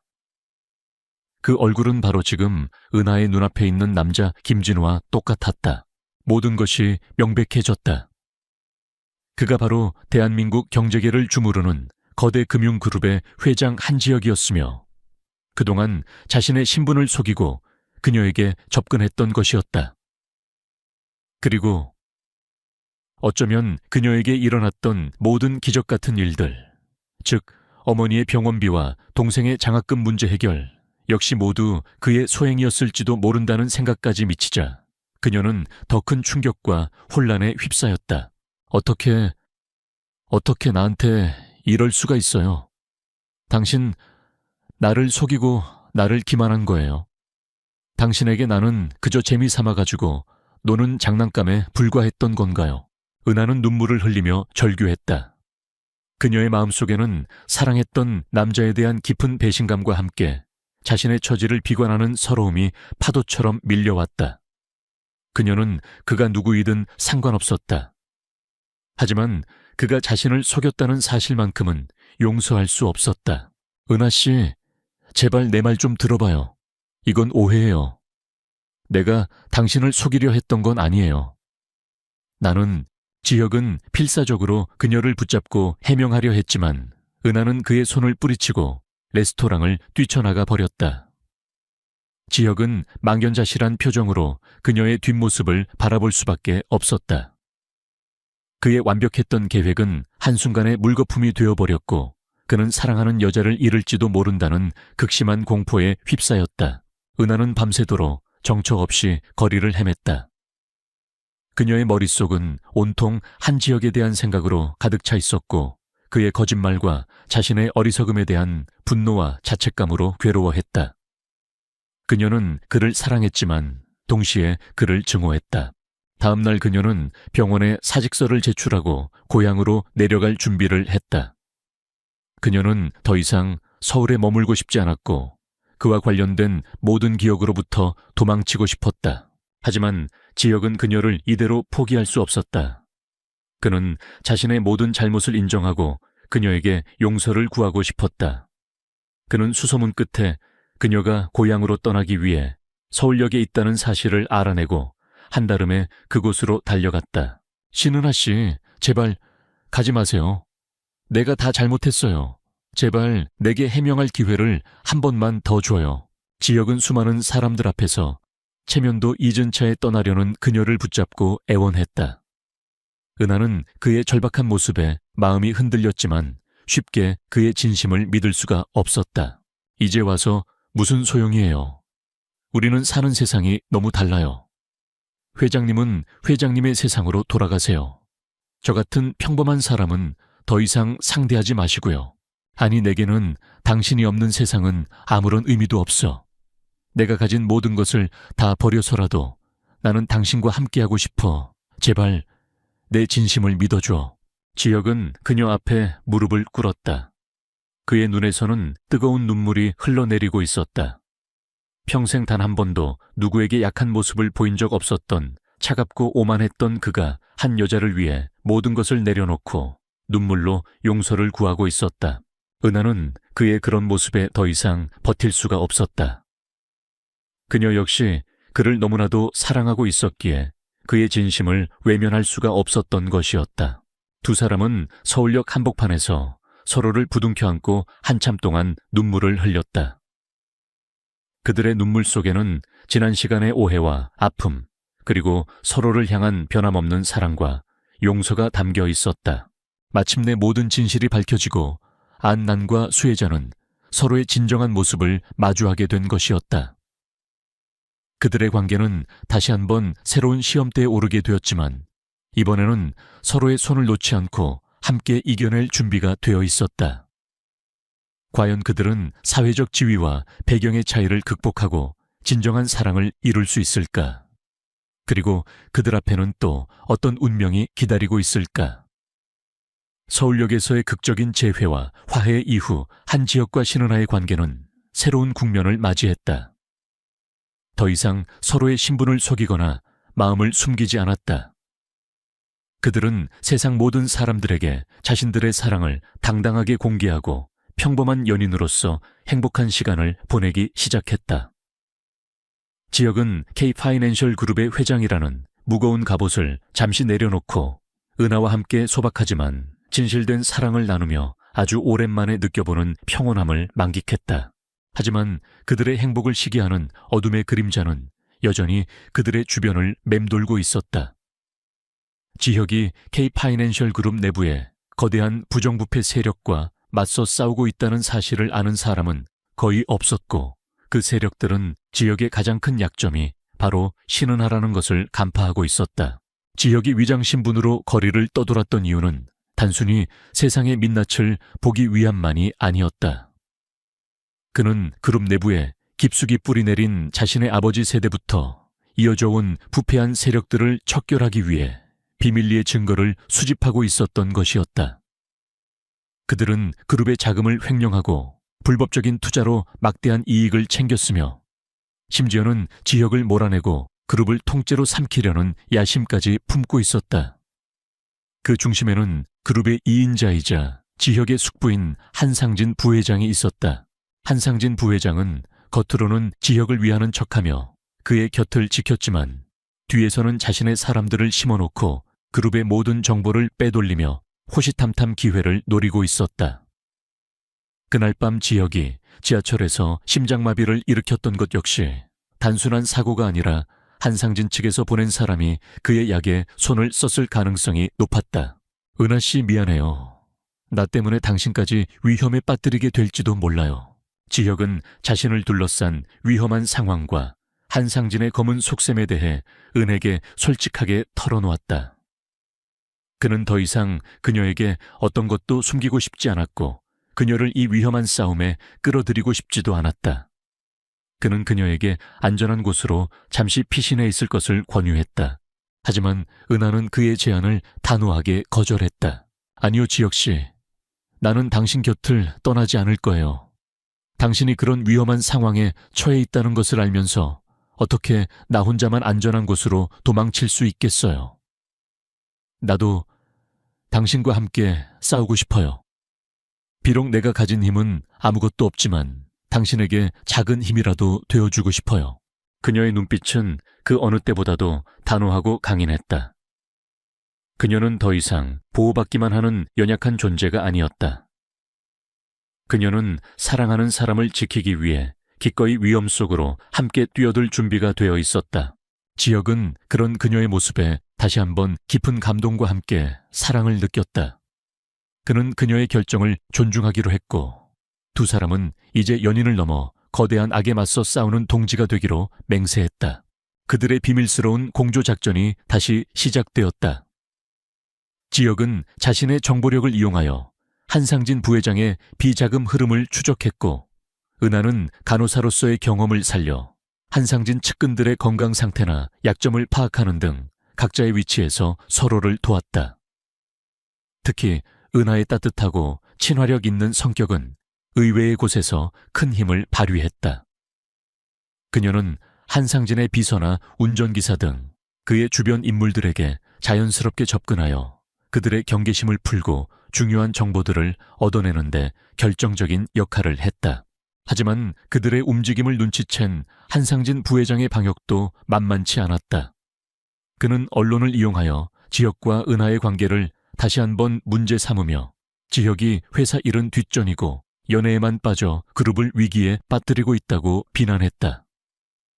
또한 그는 은하의 신변을 위협하며 지혁을 압박하기 시작했다. 은하의 집 주변에 낯선 사람들이 배회하거나 그녀에게 의문의 협박 전화가 걸려오는 등 그들의 일상은 다시 한번 불안과 공포에 휩싸였다. 지혁은 더 이상 이 상황을 좌시할 수 없다고 판단했다. 그는 한상진을 무너뜨리기 위한 마지막 승부수를 던지기로 결심했다. 그는 일부러 한상진이 쳐놓은 함정에 스스로 걸어 들어가는 척하며 그가 모든 비자금을 한 곳에 모으고 결정적인 증거들을 인멸하려는 순간을 덮치기로 계획한 것이었다. 그것은 매우 위험한 도박이었지만 그에게는 다른 선택지가 없었다. 작전 당일 지역은 한상진이 제안한 비밀스러운 만남의 장소로 향했다.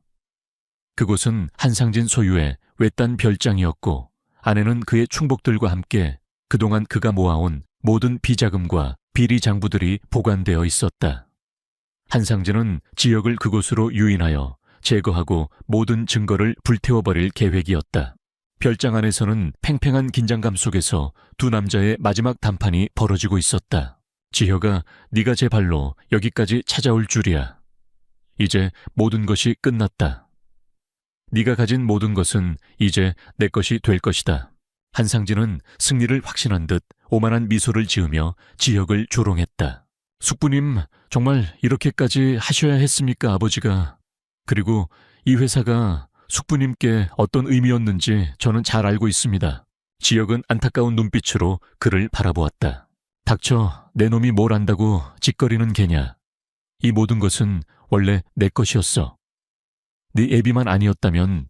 한상진은 분노에 차 소리쳤고 마침내 자신의 수하들에게 지혁을 처리하라고 명령했다. 일촉즉발의 위기 상황. 바로 그때 별장 밖에서 요란한 사이렌 소리와 함께 경찰 특공대원들이 들이닥쳤다. 그리고 그 선두에는 신은하가 있었다. 그녀는 지혁이 위험에 처할 것을 예상하고 미리 경찰과 공조하여 이 모든 상황을 준비했던 것이었다. 그녀의 용기와 지혜가 다시 한번 지역을 구한 것이었다.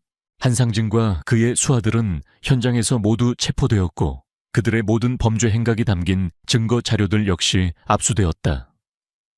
K 파이낸셜 그룹을 뒤흔들었던 길고 길었던 암투는 그렇게 막을 내렸다.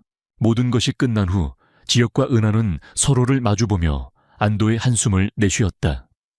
그들의 온몸은 상처투성이었지만 그들의 얼굴에는 승리의 미소와 함께 서로를 향한 깊은 신뢰와 사랑이 넘쳐 흐르고 있었다.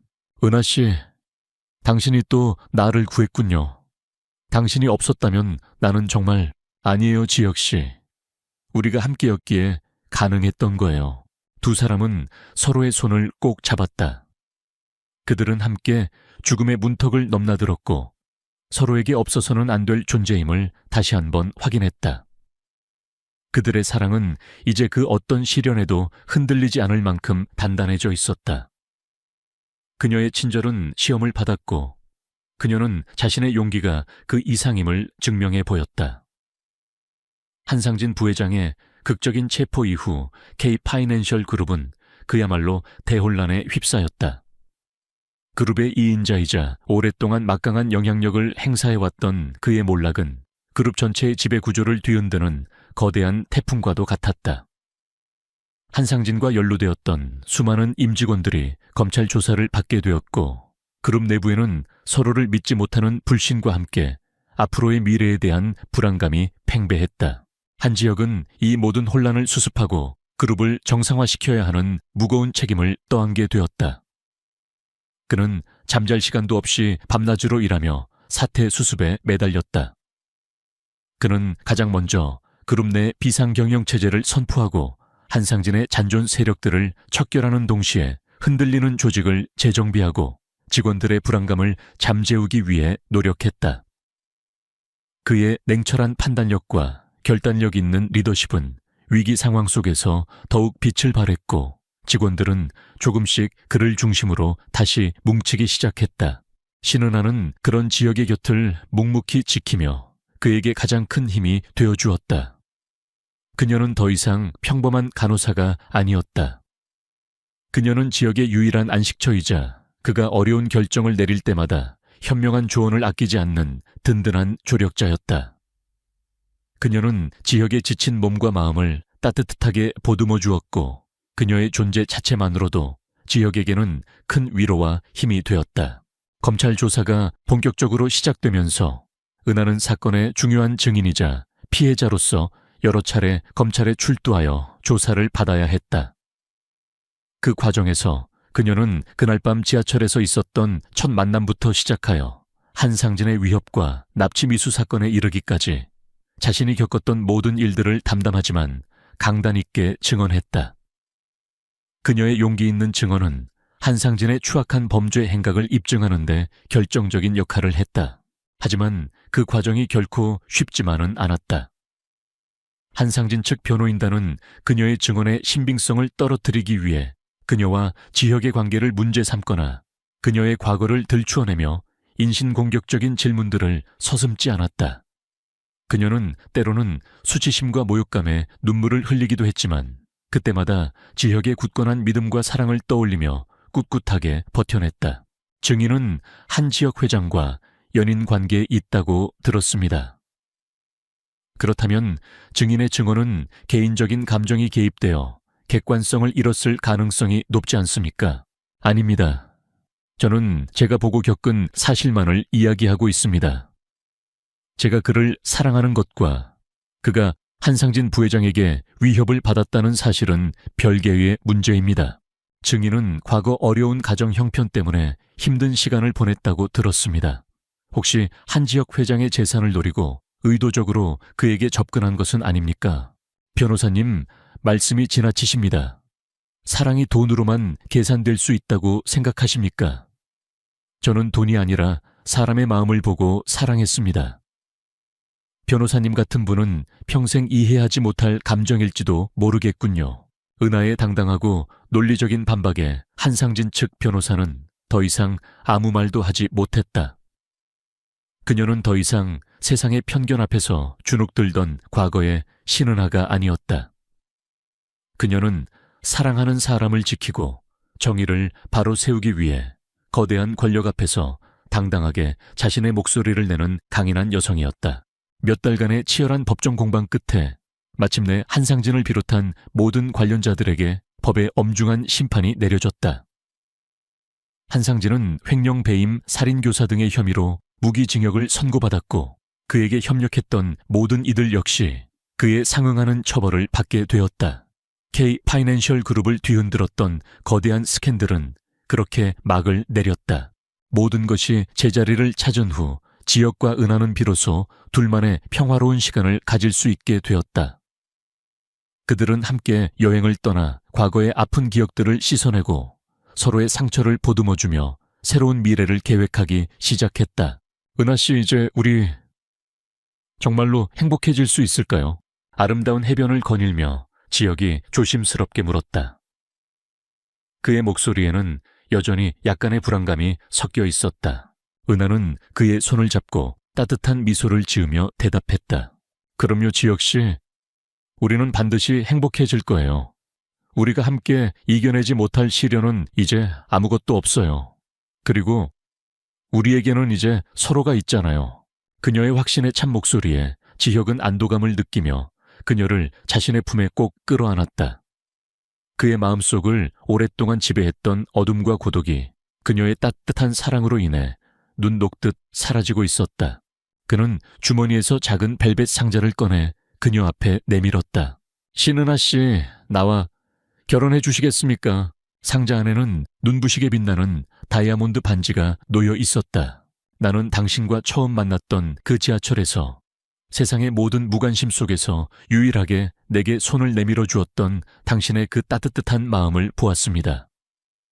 그리고 그 순간 나는 이미 당신을 사랑하게 되었는지도 모릅니다. 당신은 내 생명의 은인일 뿐만 아니라 내 삶의 의미를 되찾게 해준 유일한 사람입니다. 부디 나의 아내가 되어 평생 내 곁에서 함께 웃고 함께 행복을 만들어가 주시겠습니까? 지역의 진심 어린 청혼에 은하는 뜨거운 눈물을 흘리며 고개를 끄덕였다. 그녀의 마음속에는 지난 시간 동안 겪었던 모든 아픔과 시련, 그리고 그 모든 것을 이겨낼 수 있게 해준 지역에 대한 깊은 사랑과 감사가 파도처럼 밀려왔다. 두 사람은 서로에게 반지를 끼워주고 석양이 아름답게 물드는 해변에서 뜨거운 입맞춤을 나누었다. 그 어떤 화려한 결혼식보다도 더 감동적이고 성스러운 순간이었다. 그들의 사랑은 그렇게 아름다운 결실을 맺을 준비를 하고 있었다. 잘못한 지하철에서 시작된 기적 같은 인연. 그 인연은 이제 서로의 삶을 구원하고 새로운 희망을 싹 틔우는 운명적인 사랑으로 발전해가고 있었다. 그리고 그 사랑의 종착역에는 분명 영원한 행복이 기다리고 있을 터였다. 한 지역의 낭만적인 청혼 이후 신은하의 삶은 그야말로 동화처럼 아름답게 펼쳐졌다. 더 이상 그녀의 삶에 어두운 그림자는 존재하지 않았다. 오직 사랑하는 남자 지역과 함께 만들어가는 눈부신 미래만이 그녀를 기다리고 있을 뿐이었다. 한상진 부회장을 비롯한 K 파이낸셜 그룹의 모든 부정부패 세력들이 법의 엄중한 심판을 받은 후 한 지역은 그룹의 모든 것을 정상 궤도에 올려놓기 위해 최선을 다했다. 그는 비리 임원들을 모두 해임하고 능력 있고 정직한 젊은 인재들을 대거 등용하여 그룹 전체에 새로운 활력을 불어넣었다.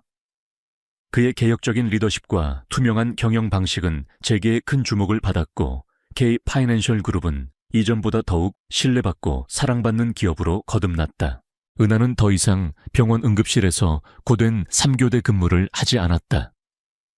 지역은 그녀가 자신의 꿈을 마음껏 펼칠 수 있도록 아낌없는 지원을 보내주었다. 그녀는 평소 관심이 많았던 플로리스트 공부를 다시 시작했고 지역이 선물해준 작은 유리 온실에서 자신만의 아름다운 정원을 가꾸며 소소한 행복을 느꼈다. 그녀는 또한 지역과 함께 작은 자선재단을 설립하여 과거 자신처럼 어려운 환경에 처해 있는 환자들이나 의료진들을 돕는 일에도 앞장섰다. 그녀의 따뜻한 마음과 헌신적인 활동은 많은 사람들에게 감동을 주었고, 그녀는 더 이상 평범한 간호사가 아니라 사회에 선한 영향력을 전파하는 아름다운 리더로 성장해 나가고 있었다. 두 사람은 수많은 사람들의 축복 속에서 아름다운 결혼식을 올렸다. 결혼식은 화려함보다는 진솔함과 따뜻함이 넘치는 방식으로 치러졌다. 그들은 가까운 지인들과 가족들만 초대하여 자신들의 사랑이 시작된 그 지하철 노선이 내려다 보이는 작은 언덕 위에서 세상에서 가장 행복한 언약을 맺었다. 결혼식에서 지혁은 은하를 위해 특별한 축가를 불렀다. 그것은 전문 가수의 노래가 아니라 그가 직접 작사 작곡한 세상에 단 하나뿐인 사랑의 노래였다. 그의 감미롭고 진심 어린 노랫소리는 하객들의 마음을 울렸고, 은하는 뜨거운 눈물을 흘리며 그의 노래에 화답했다. 어둡고 차가운 지하철 안에서 나는 길을 잃고 헤매고 있었네. 세상 모든 사람들이 나를 외면할 때 당신은 천사처럼 내게 다가와 따뜻한 손을 내밀었지. 당신의 그 작은 용기가 나의 얼어붙었던 심장을 다시 뛰게 했고, 나의 잿빛 인생을 찬란한 빛으로 물들였네. 사랑해요, 은하씨. 나의 생명의 은인이자 내 삶의 유일한 사랑. 이제 내가 평생 당신의 곁에서 당신을 지키는 든든한 등불이 되어줄게요. 결혼 후에도 두 사람의 행복은 계속되었다. 그들의 집은 언제나 따뜻한 웃음소리와 사랑의 속삭임으로 가득했고, 그들은 서로에게 없어서는 안 될 존재이자 가장 편안한 안식처가 되어주었다. 그들은 함께 세계 곳곳을 여행하며 새로운 문화를 경험하고, 때로는 서로의 일에 대해 진지한 조언을 아끼지 않으며 서로의 성장을 도왔다. 몇 년 후 그들의 사랑스러운 아이들이 태어났고, 그들은 세상 누구보다도 행복한 부모가 되었다. 지혁은 아이들에게 자상하고 친구 같은 아빠가 되어주었고, 은하는 지혜롭고 따뜻한 엄마로서 아이들을 사랑으로 보살폈다. 그들은 자신들이 꿈꿔왔던 가장 완벽하고 행복한 가정을 이루어가고 있었다. 어느 주말 오후 지혁과 은하는 아이들의 손을 잡고 지하철을 탔다. 그들이 처음 만났던 바로 그 노선, 그 시간대의 마지막 열차였다. 차창 밖으로 익숙한 풍경들이 스쳐 지나갔고, 두 사람은 과거를 추억하며 미소 지었다. 여보, 기억나요?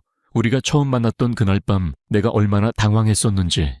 지혁이 장난스럽게 웃으며 말했다. 그럼요, 어떻게 잊겠어요.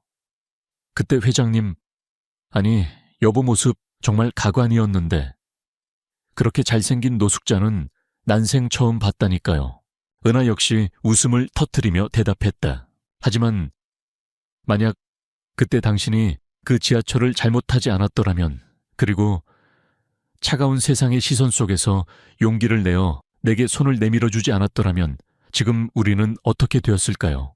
지혁은 은하의 손을 잡고 그녀의 눈을 따뜻하게 바라보며 말했다. 아마도 우리는 여전히 각자의 세상에서 서로의 존재조차 모른 채 아픔과 고독 속에서 살아가고 있었겠죠. 당신은 내 인생을 바꾼 기적이에요. 그리고 나는 평생 그 기적에 감사하며 살아갈 거예요. 두 사람은 서로를 꼭 끌어안았다.